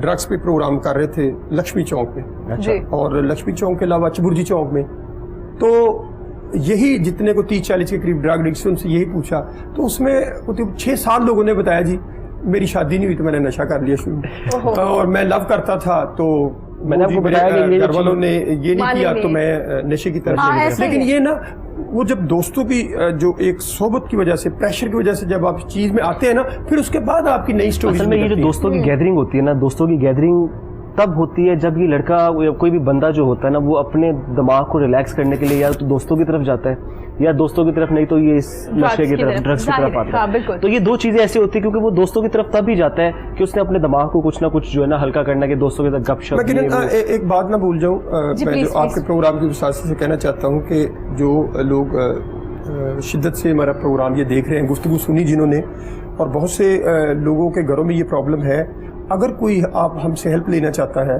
काउंसलिंग के लिए, इलाज के लिए, रिहैब प्रोग्राम के लिए, वो हमारा drug advisory training hub Facebook पे है, उस पर आप विजिट कर सकते हैं, ड्रग एडवाइजरी ट्रेनिंग हब। और या हमारी हेल्पलाइन नंबर है 0336 444150 आप इस पे, या इसके अलावा जो हमने एक सिलसिला शुरू किया है बागों पार्कों सड़कों पे लोगों को खुराक देने का, उस सिलसिले में आप हमारी को मदद करना चाहते हैं तो आप हमारे ड्रग एडवाइजरी ट्रेनिंग हब पे आप विजिट कर सकते जी हैं। बिल्कुल, और ये बड़ा जबरदस्त काम है। और बहुत से हमारी फैमिलीज ऐसी भी है जो डरते हुए ट्रीटमेंट की तरफ नहीं आते कि अगर वो ट्रीट करवाएंगे अपने बच्चों को, भाइयों को या फादर या कोई भी आपके घर में जो भी शख्स है जो मुब्तला है इस नशे में, वो डर रहे होते हैं कि कहीं जाएंगे डॉक्टर के पास जाएंगे तो कोई डरने वाली बात नहीं। ये एक बीमारी है, जैसे दूसरी बीमारी का इलाज मुमकिन है इसी तरह इसका इलाज मुमकिन भी है। आप आसानी से फेसबुक पे राबता कर सकते हैं, फिर जैसे उन्हें मुनासिब लगेगा कि कैसे ट्रीट किया जा सकता है वो लोग कर सकते हैं। सर ट्रीटमेंट की अगर बात करें तो इसमें क्या क्या चीजें शामिल है? काउंसलिंग का भी जिक्र कर रहे हैं आप, मेडिसिन का भी कर रहे हैं? बेसिकली हम ना रेफर करते हैं, मैं एज ए प्रिवेंशन स्पेशलिस्ट हूँ, एडिक्शन स्पेशलिस्ट जिसे कह सकते हैं, लेकिन हमारा अपना ट्रीटमेंट सेंटर नहीं, हमारा है प्रिवेंशन पे। हम ज्यादा ट्रेनिंग प्रोग्राम हम रेफर करते हैं। हाँ हमारे पास जो पेशेंट आता है उसकी केस हिस्ट्री ली जाती है, उसकी इब्तदाई मालूमात जो इकट्ठी करके हम रेफर करते हैं। हमें पता है आपसे ज्यादा या फैमिली से ज्यादा कौन सा ट्रीटमेंट अच्छा है, कौन सा पैसे लेता है, कौन कम करता है, कौन फ्री करता है, वो हम फिर उनके साथ हमारी कोऑर्डिनेशन है। एक लाहौर में एक फाउंडेशन है, उन्होंने हमारे साथ मिल के एक ट्रीटमेंट सेंटर बनाया हुआ है प्राइवेट है, प्राइवेट सहूलतें देते हैं, लेकिन बहुत लो कॉस्ट प्रोग्राम पे 20% पे मंथली 3 महीने रखते हैं। फिर उसके बाद अगर किसी के पास पैसे नहीं, हम government hospital, mental hospital, new hospital में रेफर करते हैं। हमारा भेजा हुआ पेशेंट वो दाखिल हो जाता है, क्योंकि अगर आप जाएंगे तो आपको मुख्तलिफ जो तरीकाकार प्रोसेस से गुजरना पड़ेगा। तो हम जब डॉक्टर के साथ हमारी डायरेक्ट कोऑर्डिनेशन होती है, क्योंकि ये क्लाइंट ऐसा क्लाइंट है कि अगर इसको इलाज नहीं मिलता, मतलब आप इसको काउंसलिंग करते हैं, कन्विंस करते हैं कि बेटा छोड़ दो, तुम्हारा इलाज करवाना है, ये इलाज के लिए जाएगा, जब डॉक्टर आपको एडमिट नहीं करेगा तो ये वहां से भाग के आएगा और बड़ी तेजी के साथ जब वापस आएगा उसी जगह पे या उसी माहौल में ये पहले से ज्यादा डबल शिद्दत से नशा करेगा शुरू। मैंने एक ना अभी बैठे बैठे छोटी में बात आपकी काटी, मैंने बहुत से एनजीओज के साथ काम किया है, मतलब वो डोनेशन के हवाले से, मतलब मैंने जितने भी नामवर एनजीओज है ना, शौकत खानम से लेके सहारा फॉर लाइफ ट्रस्ट, जितने भी आप नाम देखेंगे, मैंने एक ये चीज़ सोची है, मैंने कहा कुछ इस तरह की, जैसे आपने एक फाउंडेशन कंपनी बताई है, मैं ये सोच रहा हूँ कि इसके हवाले से अभी तक हमने कोई इवेंट नहीं किया जो ड्रग्स के हवाले से, जिस तरह आप कोई भी एज ए डोनेट के तौर पे जिस तरह आप लोगों की मदद कर रहे हैं, इस तरह का एक छोटा सा इवेंट होना चाहिए जिसमें नामवर शख्सियत को बुलाते हैं, बिठाते हैं, थोड़ी सी इस तरह जो जिनको पता है डोनेट भी करें। आपकी तजवीज़ अच्छी है बड़ी। मैं आपको बताऊँ, इस फील्ड में इस काज के लिए जितना मैं काम करता हूँ हर बंदे को पता है, गवर्नमेंट लेवल पे भी, प्राइवेट सेक्टर में भी, हर एक को मैं कसम खा के कहता हूँ ऑनेस्टली, इस दिल से, इस जहन से, ड्रग्स के सिलसिले में 10 रुपए देने के लिए कोई तैयार नहीं होता। आप चौक और चौराहे में खड़े हो जाएं, मैं अपने नाम के 10 ट्रीटमेंट सेंटर बना सकता हूँ कमर्शियल, आपसे कोऑर्डिनेशन करके दूसरों के साथ। मेरे पास इतने पेशेंट आते हैं, मैं अगर किसी से पैसा, अब मेरा तो ज़हन नहीं है कि अगर कोई आए मैं उसकी जेब, मैं कहता हूँ कि यार आपको सबसे बड़ा असासा आप वो उनकी दुआएं हैं, जब वो वालिदैन आपको देते हैं, वो बहन देती है, वो बीवी देती है, वो बच्चे देते हैं, वो बड़ा, इसके लिए अगर आप काम करें। देखिए ये मैंने जो सड़कों बागों पार्कों पर जब हमने वो खुराक का सिलसिला शुरू किया तो लोगों, मुझे अभी भी लोग कई फोन पे कहते हैं जुल्फ़िकार साहब छड्डो यार है की कर दे पे, तुम पहले अपने आप में बचाओ। मैंने कहा यार इतने साल इसी फील्ड में गुजार दिए हैं, तो अब इनके लिए अगर नहीं कुछ कर सके तो एक और मैं बात बताना चाहता हूँ। मैंने अभी गवर्नमेंट के साथ मिल के हाई कोर्ट में जो केस है, हाई कोर्ट की डायरेक्शन पे मेरे रिक्वेस्ट पे 40 मिलियन रुपए हमने जेलों के लिए मुख्तस करवाया, जेलों को दे दिया। जेल के अंदर हर जाने वाले कैदी का ड्रग टेस्ट होगा, लाजमी करार दे दिया गया है। जेल के अंदर हॉस्पिटल नहीं थे, कोलप्पा जेल में शुरू करवा दिया 20 बेड का, उसके बाद मुख्तलिफ जेलों में बेड असाइन करवा दिए। उसके बाद फिर हमने हेल्थ प्रोफाइल शुरू करवाया तमाम तलीमी इदारों में, बच्चियों का, यूनिवर्सिटी, कॉलेज, स्कूल, वो शुरू है, वो कोरोना की वजह से। इसके अलावा और बहुत से काम जो शुरू करवाए थे। कहने का मकसद ये, देखें इसमें मुझे क्या मिला है, मुझे तो सिर्फ दुआएं मिली है ना, और मुझे क्या मिला। सर आपकी बात से एग्री करूंगी कि कोई भी डोनेट नहीं करना चाहता इस कॉज के लिए, जो नशियात है या उनके लोगों के लिए। मेरा ख्याल है जैसे आकिब ने बड़ी अच्छी एक तजवीज दी है, मिल के आकब अगर स्टार करे। यंगस्टर इस तरह से आगे आएंगे, अच्छा, क्योंकि मैं- सर अगर आकिब कोई मैसेज कन्वे करेगा यंगस्टर को, वो ज्यादा सुना तो जाएगा। मैं अभी जिस तरह भी आपने बात की ना कि मैंने एक आगाज किया, लोगों मैंने बाहर सड़कों पे जाके खुराक दी, ये चीजें दी, ये ना एक अब जिस तरह आपने एक नियत की है ना, मैंने एक चीज अपने दिल में मैंने बहुत सी ये चीजें सीखी हैं। इंसान जब किसी चीज की नियत करता है ना, तो पीछे अल्लाह नहीं पाक कुछ ना कुछ मदद उसका मदद जरूर निकलती है। आपने अगर एक छोटी सी नियत करेंगे ना, इंशाल्लाह जिस तरह भी आपने ये नियत की है, तो आपने कितने लोगों को कितने सालों से आप ये चीज कर रहे हैं। तो मेरा नहीं ख्याल कि कोई ऐसी चीज के ऊपर लोगों का इनकार होगा। लोग डोनेट करते हैं, आप बिलीव करें, मैंने जितने भी एनजीओ के काम किए हैं, करोड़ों रुपए डोनेट करते हैं, लेकिन कुछ बताते भी नहीं है, नाम नहीं बताते कि जी कि अब वो चीज लग रही है जो चीजें, तो इस चीज के ऊपर ये भी एक अच्छा ही काम है। हमारी तो ये फील्ड चीज़ों में के साथ भी अगर हम इसको किया जाए तो हमारी ये बहुत फील्ड में बेहतर एक बदकिस्मती पता क्या है, जी। हमारी फील्ड में ये है कि वो कहते हैं जिसका बच्चा है ना उसी को जानो। मैंने बड़े बड़े लोगों की बातें सुनी हैं। ऐसे ही है। जी। मैं एक बहुत बड़ा रिच आदमी, मैं उसके पास गया हुआ था, तो मैं जब गया उसके किसी बंदे ने मुझे रेफर किया, जी। तो मैं उनके पास जाके बैठा, तो इत्तेफाक से 2 दोस्त उनके बिजनेसमैन मेरे जानने वाले मिल गए। अच्छा अच्छा। तो मैंने वो बातें क्रिस्टलाइज की बताई उनको कि आजकल ये नशा है। तो उनके एक अजीज बैठे थे जिनको मैं बात बता रहा था, उसने कहा हमारे 2 बच्चे जो मरे हैं, ये जो जुल्फकार साहब बात कर रहे हैं ये ठीक कर रहे हैं। मैं इस तहकीक में हूं कि जो 2 महीने पहले हमारे 2 बच्चे मरे थे, मैं उन वालिदैन को, अपने रिलेटिव को कहता था कि आप, उन्होंने भी कहा जी हमारे बच्चे तो रात को सोए थे, सुबह उठे मुंह से जाग नहीं कर रही जाग। तो देखे इतनी बातें बताने के बावजूद, सारा कुछ करने के बावजूद कुछ भी नहीं हुआ, हम वहीं के वहीं खड़े। कहने का मकसद ये है कि ये उसी घर में, जिस घर में आग है ना, हमेशा मैं कहता हूँ जो आग के करीब बैठा है ना उसको हरारत उसको पता लग रहा है, जो दूर बैठा है वो तो कहता है ठीक है आग लगी है कैलिफोर्निया के जंगलों पे, मुझे क्या है यार इससे, दूसरे के घर में। बिल्कुल बिल्कुल जिस सही कह बाप रहे का हैं। बेटा, जिस माँ का माँ बेटा, की जिस औलाद, बहन का भाई, बिल्कुल। जिस और बीवी का शौहर इस सड़क पे बैठ के नशा कर रहा है यार, उसका उससे भी उसमें पूछ कोई नहीं किसी के ये लिए। बड़े दुख बहुत की अगर बड़ी आप चीज इस ऐसी सिलसिले में है। हेल्प करेंगे, नहीं, ये मैं इसका सिला अल्लाह देगा, बंदा कोई नहीं देगा। इंशाल्लाह, इस चीज के इंशाल्लाह। हवाले से जरूर मैं जो है ना अपनी, अब जैसे हमारा ये, चूंकि अभी तो हमारा सबसे पहले इवेंट ही बंद हुए हैं जिस चीज का हमें स्टार्ट लेके होगा इंशाल्लाह। वो जैसे और सर रियली अप्रिशिएटेड अगर thank आकिब you। आगे आ रहे हैं, मुझे- क्योंकि मुझे लगता है कि इस फील्ड में जितने यंगस्टर आपका साथ देंगे ना, जितनी बात आगे या मैसेज कन्वे हो सकता है ना, क्योंकि हमारे यंगस्टर में बड़ा पोटेंशियल है, वो आप जो बिलीव करें काम कि करना आप चाहें बिलीव करें, वो मैं कर सकते हैं। जी आप बिलीव करें कि ये चीज ऐसी है कि इंसान, ये पहले भी मैंने आपको बात की थी कि जिसके साथ गुजरती है ना, इवन वही जो पता उसको। एडिक्शन इस चीज के अंदर, नशे के अंदर भी होता है ना, ड्रग्स ले रहे हैं, कुछ कर रहे हैं, ये उसको भी पता है कि उसके साथ किस तरह गुजर रही है। बिल्कुल। तो मेरा ख्याल है कि ये इसमें हम सबको मिलकर ना इस मिलके चीज का करना साथ देना चाहिए। चाहिए साथ कि देना हर चाहिए। चीजों के साथ साथ जो भी मामला हम आपके साथ हैं। बिल्कुल इंशाल्लाह जी, किरण हमारे साथ हैं। किरण हमारे साथ है, और जब इवेंट करवाएंगे तो किरण उसमें परफॉर्म भी करेगी और इंशाल्लाह। अवेयरनेस भी देगी। ठीक है, ऐसे ही। बिल्कुल। किरण फिर कुछ सुना दीजिए, किसी भी सिंगर का कोई भी गाना या अपना ही कोई गाना जो आपको बड़ा अच्छा नहीं, लगता जो है। आपको अच्छा लगता है वो, मैं तो काफी गाती हूँ, लेकिन आप, मैं चाह रही हूँ आप अपना ही कोई फेवरेट गाना में सुना दीजिए, क्योंकि आपकी चॉइस काफी अच्छी है, जो आप सुना रही हैं बड़े जबरदस्त गाने, आवाज भी अच्छी मेरे है। वो है मैडम नूर जहाँ की गजल है, मैं तेरे संग कैसे चलूं ओह, सजना। क्या वाह, बात है, वाह। क्या बात है। मैं तेरे लाइव गाना तो साथ बहुत मुश्किल है। वाह जी वाह। वो ना मेरे म्यूजिशियन होते हैं साथ, तो उसमें जरा ज्यादा हम आपके साथ ही बन जाते हैं हाँ बिल्कुल, हम क्लास करेंगे, तबले वाला don't worry, हाँ। मैं तेरे संग कैसे चलूं सजना, वाह।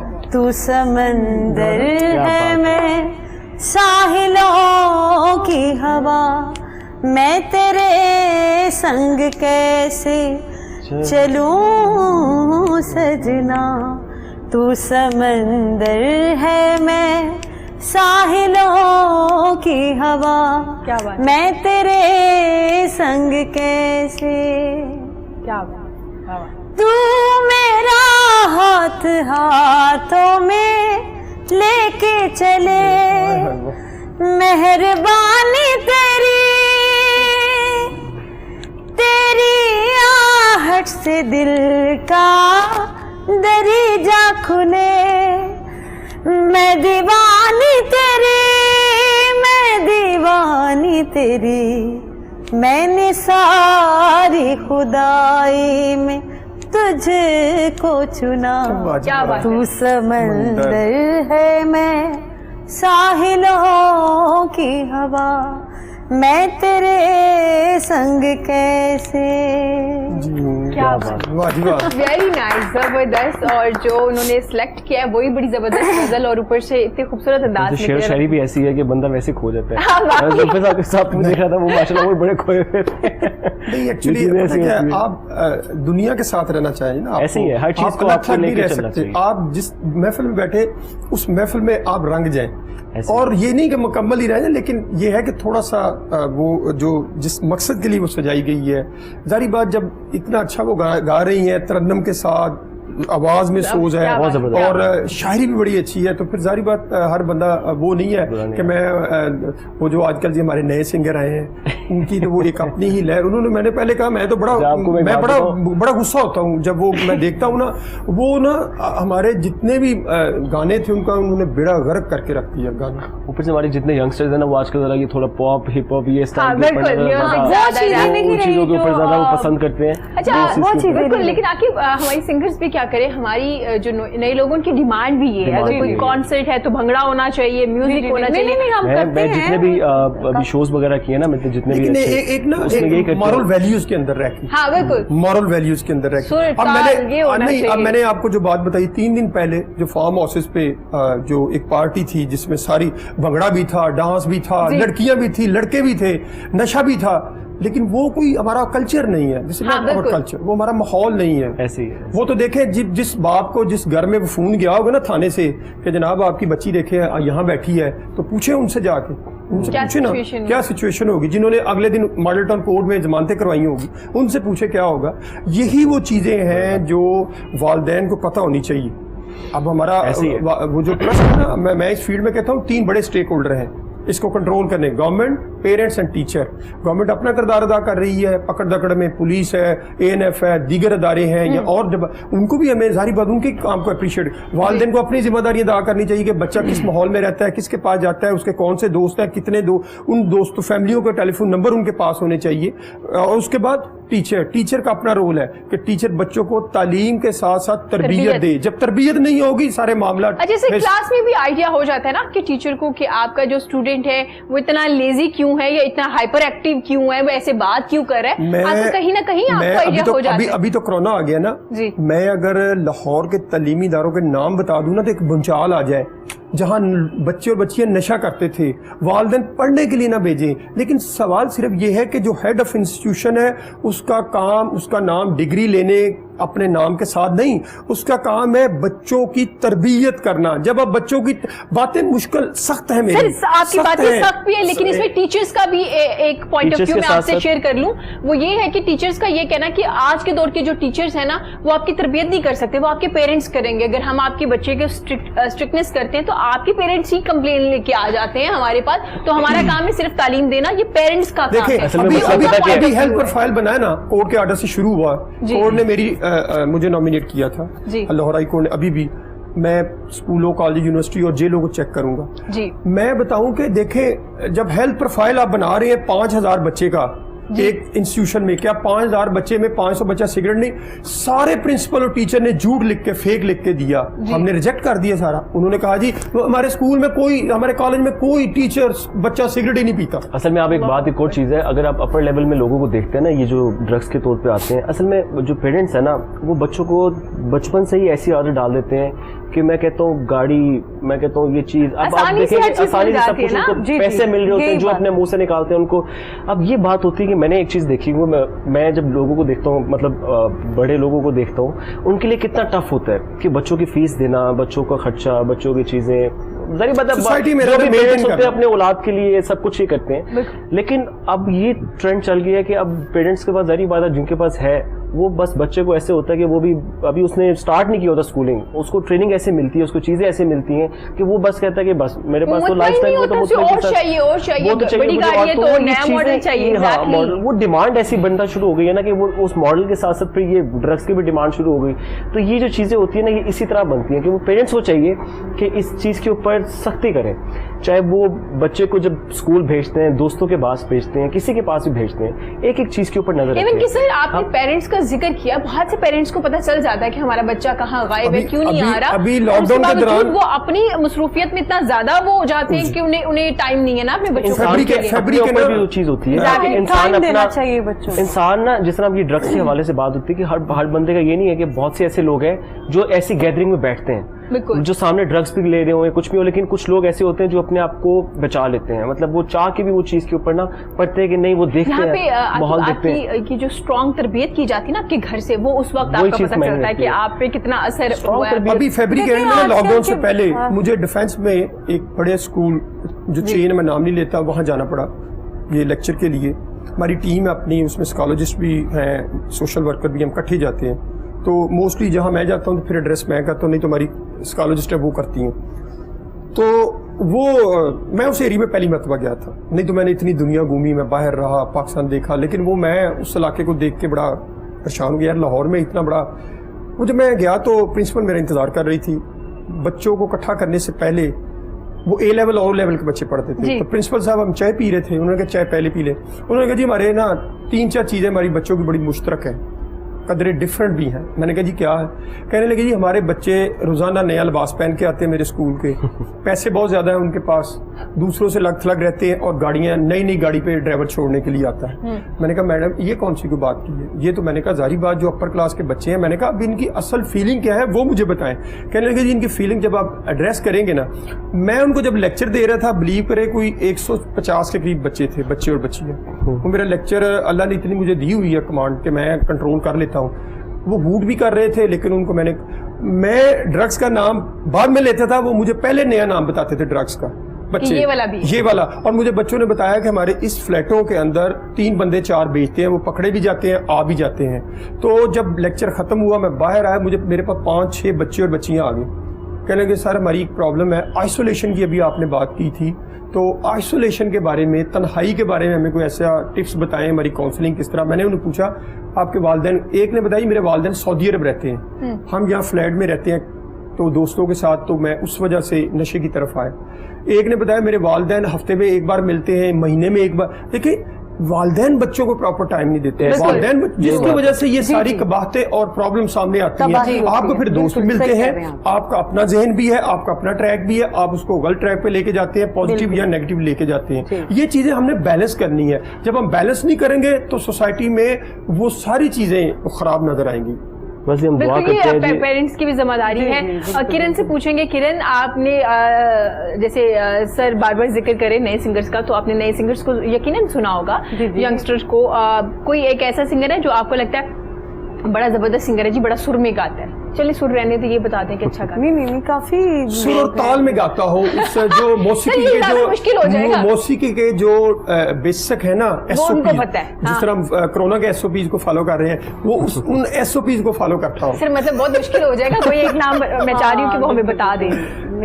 सभी अच्छा गा रहे हैं, किसी एक का कह देंगे तो वो अच्छी बात नहीं है। सभी सही गा रहे हैं, ठीक गा रहे हैं, सारे सही गा रहे हैं, सारे अच्छा गा रहे हैं। चलिए ठीक है, फिर कोई हम आपकी आवाज में गाना सुन लेते हैं, क्योंकि आपने तो हमें इसका जवाब नहीं दिया। सर मैंने इसलिए कहा था ये वाला सवाल ना पूछे, सारे SOPs को मद्देनजर रखते हुए। मैं कह रही हूँ सभी अच्छा गा रहे हैं, लेकिन ज्यादा जो अभी जिनका गाना है बिस्मिल्लाह करा, नदीम अब्बास बड़े सुर लय में गाते हैं, नदीम अब्बास माशाल्लाह। देख ले मैंने नाम भी याद रखा उसका। हाँ क्योंकि उस सुर इसलिए आपसे पूछ लिया मैंने कि याद ये रहा कि मौसीकी में आपको कोई इंटरेस्ट नहीं है, क्योंकि ये मौसीकी का जितने सिंगर है ना, ये मुझे बाहर ज्यादा मिलते रहे हैं। तो बाहर में होता है ना, ये फंक्शन वगैरह करने के लिए जाते हैं तो गैदरिंग कम होती है, लोग कम होते हैं, तो ये जरा फिर इस वजह से आमने सामने बातें ज्यादा सुनने को मिलती हैं।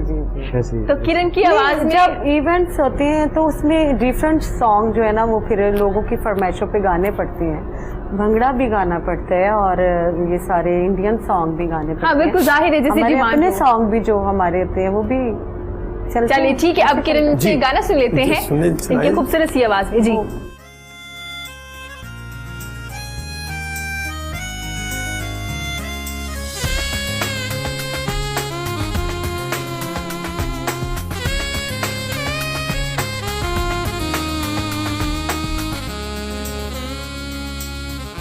गुजारिश है तुमसे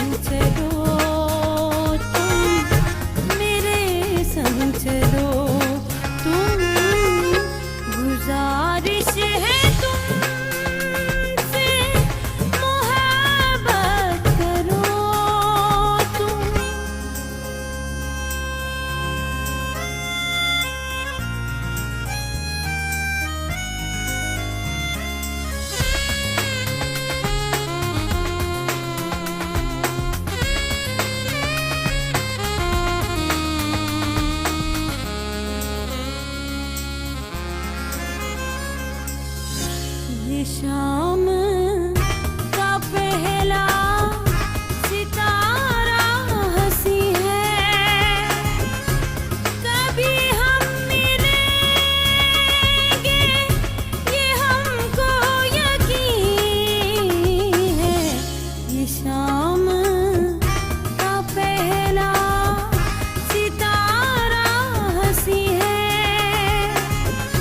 कभी हम मिलेंगे ये हमको यकीन है कि मिलने की हमसे भी हसरत करो तुम, मेरे संग चलो तुम, मेरे संग चलो तुम, गुजारिश है तुमसे मुहब्बत करो तुम, मेरे संग चलो तुम, मेरे संग चलो तुम, गुजारिश है तुमसे मुहब्बत करो तुम।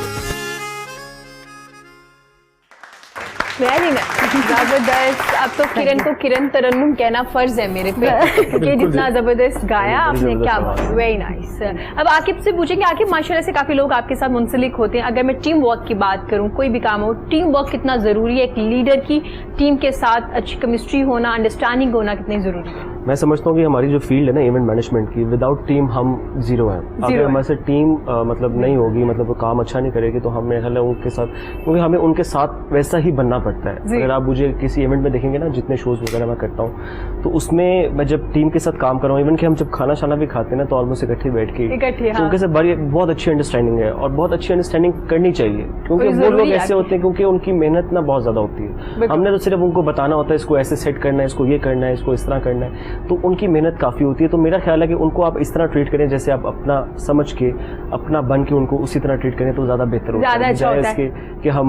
अच्छा आकिब, आपने माशाल्लाह से काफी लोगों की शादियां करवाई हैं, तो उनमें से मैंने कहा लोगों की, अपनी नहीं, दूसरे लोगों की काफी शादियां करवाई हैं, तो कोई एक ऐसी शादी जो आपको याद रह जाए? जाहिर है सारी बड़ी अच्छी होती होंगी, इस वजह से कि इतना अच्छा काम करने के बावजूद भी क्लाइंट ने बहुत ज्यादा तंग किया, या कोई एक ऐसी शादी जिसमें क्लाइंट बड़ा मुतमईन नजर? नाम नहीं लूंगा, लेकिन मैं आपको ये बताऊं कि हमारा ना एक इवेंट था, वो एक दिन में हमारे 3 इवेंट्स थे। अच्छा। तो वो इस तरह था कि मेरे बड़े भाई आतिफ अंसारी जो कंपनी के सीईओ हैं, एक जगह उन्होंने संभाला, एक हमने अपने टीम मैनेजमेंट का बंदा था उसको भेजा हुआ। मैं गलती से एक ऐसी जगह चला गया कि मुझे नहीं पता था, क्योंकि उस इवेंट की हामी मैंने भरी थी। ठीक है, मैंने भर तो ली थी, लेकिन वो अब जारी बात है मुझे वो करना था। अब मुझे मतलब एक सामने जब क्लाइंट बैठा होता है ना, वो कुछ और होता है, मतलब उनको देखने के हवाले से ना, बात करने से पता लग जाता है कि जब काम करते हैं तो वो जब काम करते हैं ना, तो उसके बावजूद वो जब असल में मसला पता क्या होता है, हम लोगों का काम इस तरह होता है कि जब आप कोई चीज हमारे पे सौंप देते हैं ना, वो फिर हमारा काम है उसको किस तरह लेके चलना। लेकिन जब आप पीछे सर पे खड़े रहेंगे ना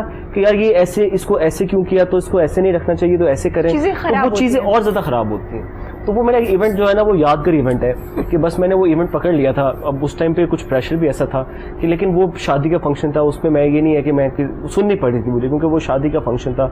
हालांकि मेरी टीम सब कुछ अच्छा काम चल रहा था, वो बस वो चीज़ ऐसी थी कि वो हम जिस तरह ऑर्गेनाइज कर रहे थे ना, वो जब एक हम सुबह से लगे हुए हैं, अब एक फॉर एग्जांपल एक सेट लगा हुआ है, ये साइड लगी हुई है, तो उन्होंने कहा जी नहीं ये सेट यहाँ पे नहीं होना चाहिए, इसको चेंज करें यहाँ पे। मैं कहा सर इसका टाइम लगेगा, ये चेंज नहीं हो सकता। नहीं वो मैंने कहा सर मैंने आपको जो चीज़ दिखाई थी तो वो वैसे नहीं, इसको आप चेंज करें। अच्छा वो फिर हमने उठा के चेंज कर दिया। अब एक लाउंजेस का सेट बना हुआ, पूरा एक बेचारा टीम लगी होती है, वो उठा के सोफास को रखना, वो रखना। अब वो सोफास की डायरेक्शन फाइनल होगी, मैंने दिखाया, मैंने कहा ये फाइनल होगी। थोड़ी देर बाद उनके कोई बड़े आए, उन्होंने कहा जी नहीं जी ये डायरेक्शन इसको ऐसे नहीं करना, आपने इस डायरेक्शन को उठा के ना आपने इसको इस तरह करना है। मैं कहा सर ये आपके टाइम का होगा, फिर मुझे आपने, क्योंकि मैंने एक टाइम पे पहले आपको ना ये सेट रेडी करके देना। इसी तरह फिर वो होते होते वो काम इस तरह हुआ, वो फिर अल्लाह की तरफ से कुछ इस तरह की चीज़ें हो जाती हैं कि वो हमने एक मतलब सब कुछ हमने एक पूरा टेस्ट उस कर लिया, वो ऐसी चीज़ कर ली। वो अचानक से ना वो एक क्या हुआ कि जब इवेंट्स शुरू होने लगा ना, उससे कोई आधा घंटा पहले हमने एक दफ़ा दोबारा स्टार्ट किया।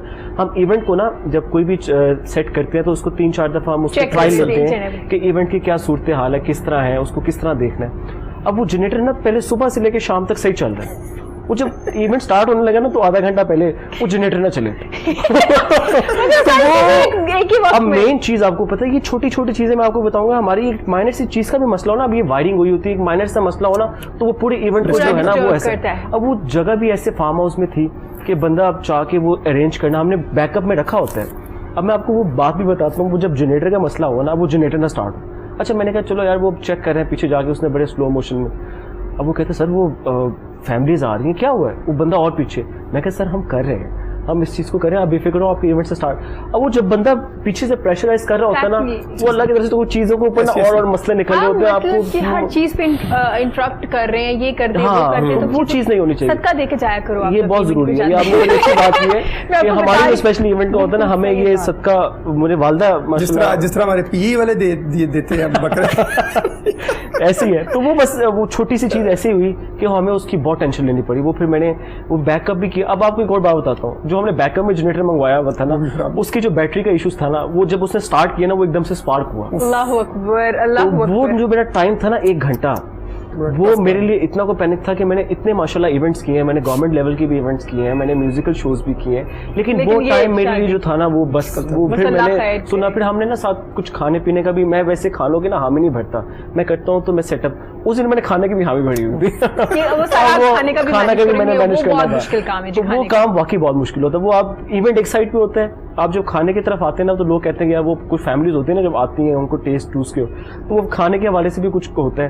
तो उसके बाद मेरे बाप दादे की तो मैंने कहा जब खाने का तो बिल्कुल नहीं करना। खाने की अच्छा, ये चीजें बड़ा मुश्किल होती है। काम है मेरा ख्याल है, जिसका काम है ना उसी को करने देना आप चाहिए believe बिल्कुल। अगर आप करेंगे, जरूरत से ज्यादा हम लोगों का जो ये काम होता है ना, छोटा छोटा जब हमारी ना उस वक्त सांस ऐसे अटकी होती है, जैसे हम एक ड्रग होता है ना पी के बिल्कुल बुरा हाल हुआ होता है उसका, तो हमारा ये हाल होता है कि जब इवेंट हमारा होता है ना, वो हमारी एडिक्शन अंडर प्रेशर प्रेशर बना होता है। और फिर तो वो हमारे लिए ना जब तक इवेंट खत्म नहीं होता ना, इवेंट का स्टार्ट होना एक्चुअली और इवेंट का खत्म होना, मार्केटिंग में क्लाइंट की सेटिस्फेक्शन इज मेन इंपॉर्टेंट। असल में हमारी ना मेन मसला पता है कि हमारा सिर्फ ये है कि ये हमारी ना यही पीआर है। बिल्कुल। फॉर एग्जाम्पल हम जो इवेंट करते हैं ना, हमारे यही ताल्लुक है, इसी ताल्लुक से हमें आगे इवेंट आगे मिलने, वो ताल्लुक आगे से हमें और चीज आपका मिलने। जो- एक ताल्लुक मेरा खराब होगा ना, तो वो बंदा कल कल किसी से इवेंट का पूछता है तो वो कहेगा यार फलां बंदे से जो है ना इवेंट नहीं करवाना, उसका ये मसला है, अच्छा, उसका ये हमारे मसला है। यहाँ आदत भी है, अच्छी ये- चीज को ज्यादा हम प्रमोट हाँ। नहीं करते, और कोई मसला छोटा सा आ जाए ना, हम फौरन स्टेटस भी लगा आप देते believe ताकि करें, इसका काम ना चल ऐसे सके। मैंने अभी मुझे 6-7 साल हो गए हैं, मतलब माशाल्लाह भाई का तो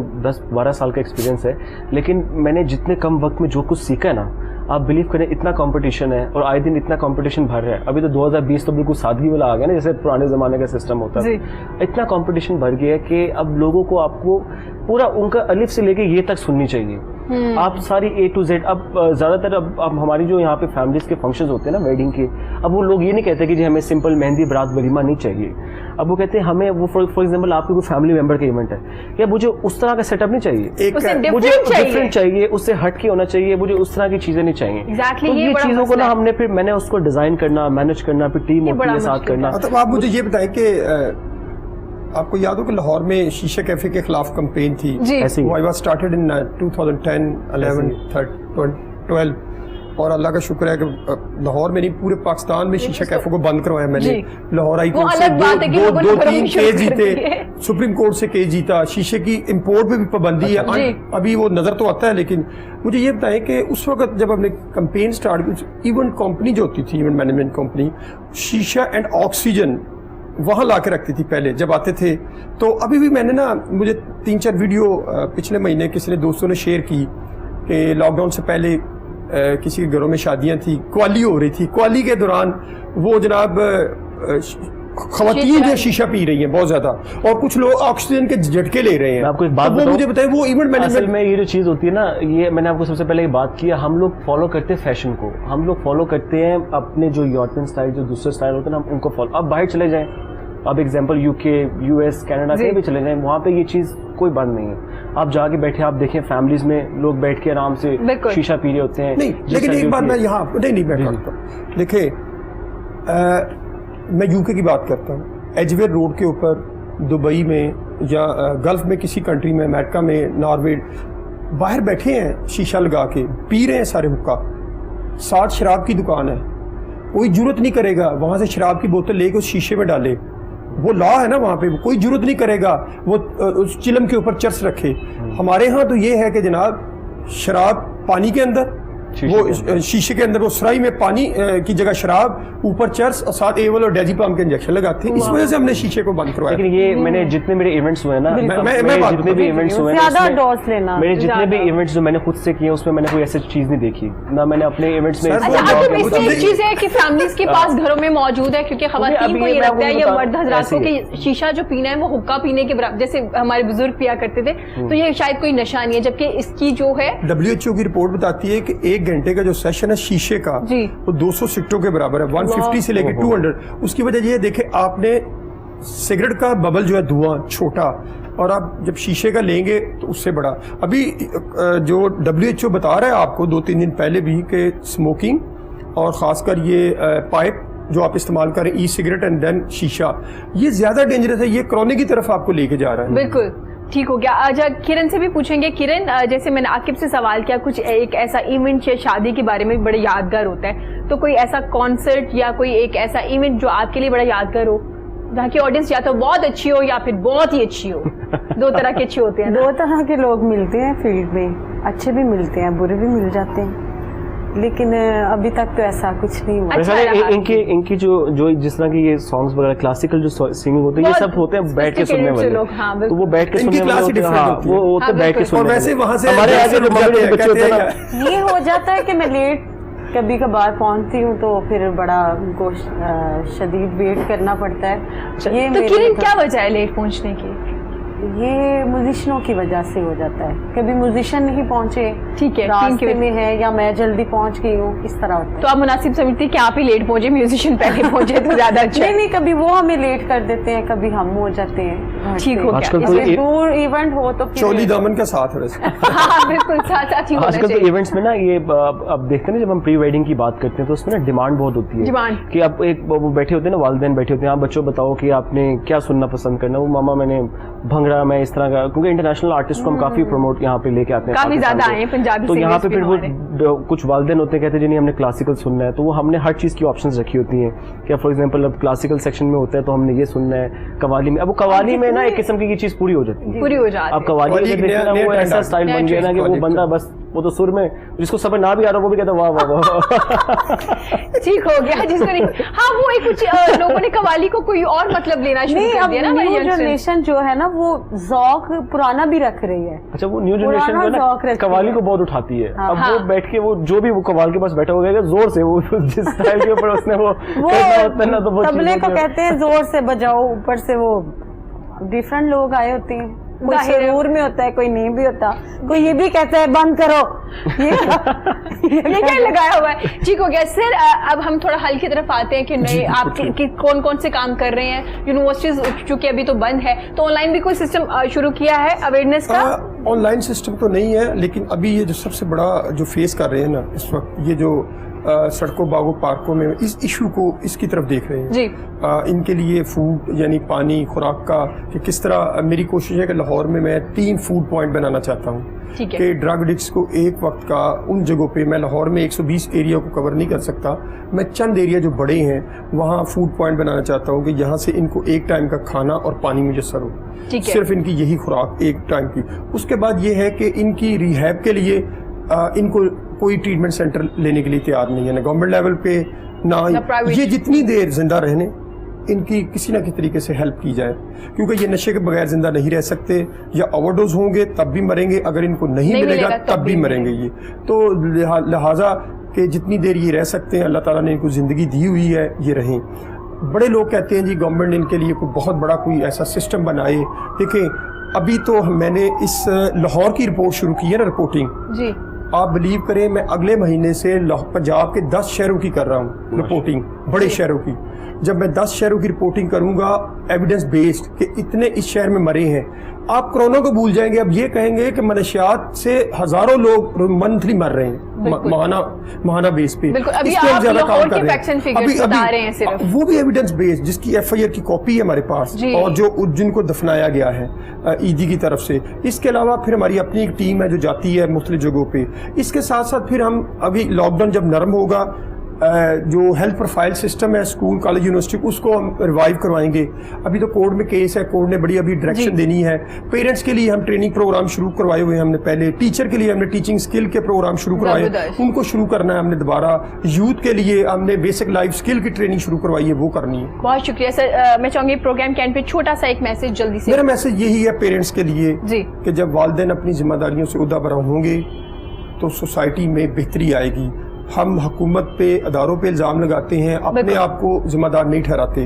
हमें अपनी जिम्मेदारियों से उदाबरा होना होगा। हमें ये पेन खुद लेनी होगी। ये पेन हमने सड़क पे नहीं फेंकनी, घर से बाहर नहीं फेंकनी। बहुत शुक्रिया सर आपका, आपके कीमती वक्त का। आकिब क्या कहना चाहेंगे? मेरा मैसेज ये है कि इस जो हमारी अभी सूरत हाल चल रही है पूरी दुनिया में कोरोना के हवाले से, मैं ये चाहता हूँ कि इस बीमारी को, इस चीज़ को आप जो है ना ईजी ना लें, इसको सीरियस लें, इसको सीरियस समझें। हमारे यहाँ पाकिस्तान में ना इसको बहुत ज़्यादा ऐसे समझे कि जैसे कुछ भी नहीं। अगर हम अभी आप सोशली भी देखते हैं ना वीडियोस में, तो ये बहुत ज़्यादा ना इसको समझते कि कुछ भी नहीं है, हम ऐसे घूमते हैं। तो इसको आप मजाक ना समझें।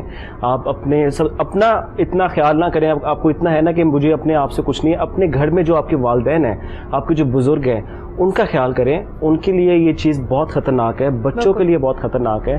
तो मेरा सबसे ये कहना है कि अपने आप को महफूज करें, अपने आप को महफूज करें, अपने घर वालों को, अपने हमसायों को। ये जो बीमारी है बहुत ज़्यादा फैलती जा रही है, वबा बहुत ज़्यादा फैलती जा रही है। तो हमें चाहिए कि इस चीज़ को जो है ना इसको करें ताकि आहिस्ता आहिस्ता चीज़ें जो है ना आसान हो, हमारे लिए भी आसान हो, क्योंकि हमारा जो दूसरों के लिए भी आसान हो। ऊपर से ये जो भी कारोबार के मसले मसाइल, चीज़ों के मसले मसाइल, ये जल्द से जल्द सीधे हो। ये जब तक आप मसले मसाइल, ये हम चीज़ों का हल इसी तरह निकलेगा। आप जब अपने आप को सुकून में चीज़ों में नहीं करेंगे, तब तक कोई चीज़ का मसला हल नहीं निकलना। चाहे वो गवर्नमेंट करे, चाहे वो कोई और करेगी, तब तक कोई नहीं कर सकती जब तक आप खुद से कोई चीज़ का स्टैंड नहीं लेंगे। बहुत शुक्रिया आकिब आपका, आपकी कीमती वक्त का। किरण क्या कहना चाहेंगी? जी, मैं भी यही कहना चाहती हूँ कि अपना ख्याल रखें, बच्चों का ख्याल रखें। ये जो सब लोग घरों से बाहर निकलते हैं और ये तो बहुत ओपन हो गया है सारा। बिल्कुल। तो बहुत शुक्रिया किरण आपका। और प्रोग्राम के एंड पे हम आपसे गाना भी सुनेंगे आपके खूबसूरत सी आवाज में। इसी के साथ मुझे इजाजत दीजिए। खुश रहिए, इर्द गिर्द के लोगों का बहुत ज्यादा ख्याल रखिए। जल्दी से एक तहती तदबीर भी आपको बता देती हूँ। क्या है जी, हाथ को धोना है। हैंड सैनिटाइजर मौजूद नहीं है तो कोई मसला नहीं, घर में कोई भी आपका साबुन मौजूद है उससे आप हाथ धो सकते हैं। अगर आप घर से बाहर है जी, तो घर से बाहर जाके आप अगर घर से बाहर जा रहे हैं किसी काम से, तो हैंड सैनिटाइजर इस्तेमाल कीजिए, क्योंकि वहां पे आपको टैब या पानी या साबुन नहीं मिल रहा होता। उसके अलावा इर्द गिर्द के लोगों का खास ख्याल रखिए, अपने नेबर्स का खास ख्याल रखिए। चेक कीजिए कि उनके घर में खाना पका है या नहीं पका। अपने घर में जो खाना बना रहे हैं उसकी क्वांटिटी थोड़ी ज्यादा कर दीजिए ताकि दूसरों तक भी पहुंचा सके। अपने प्यारों का बहुत ज्यादा ख्याल रखिए। इसी के साथ मुझे इजाजत दीजिए। अल्लाह हाफिज।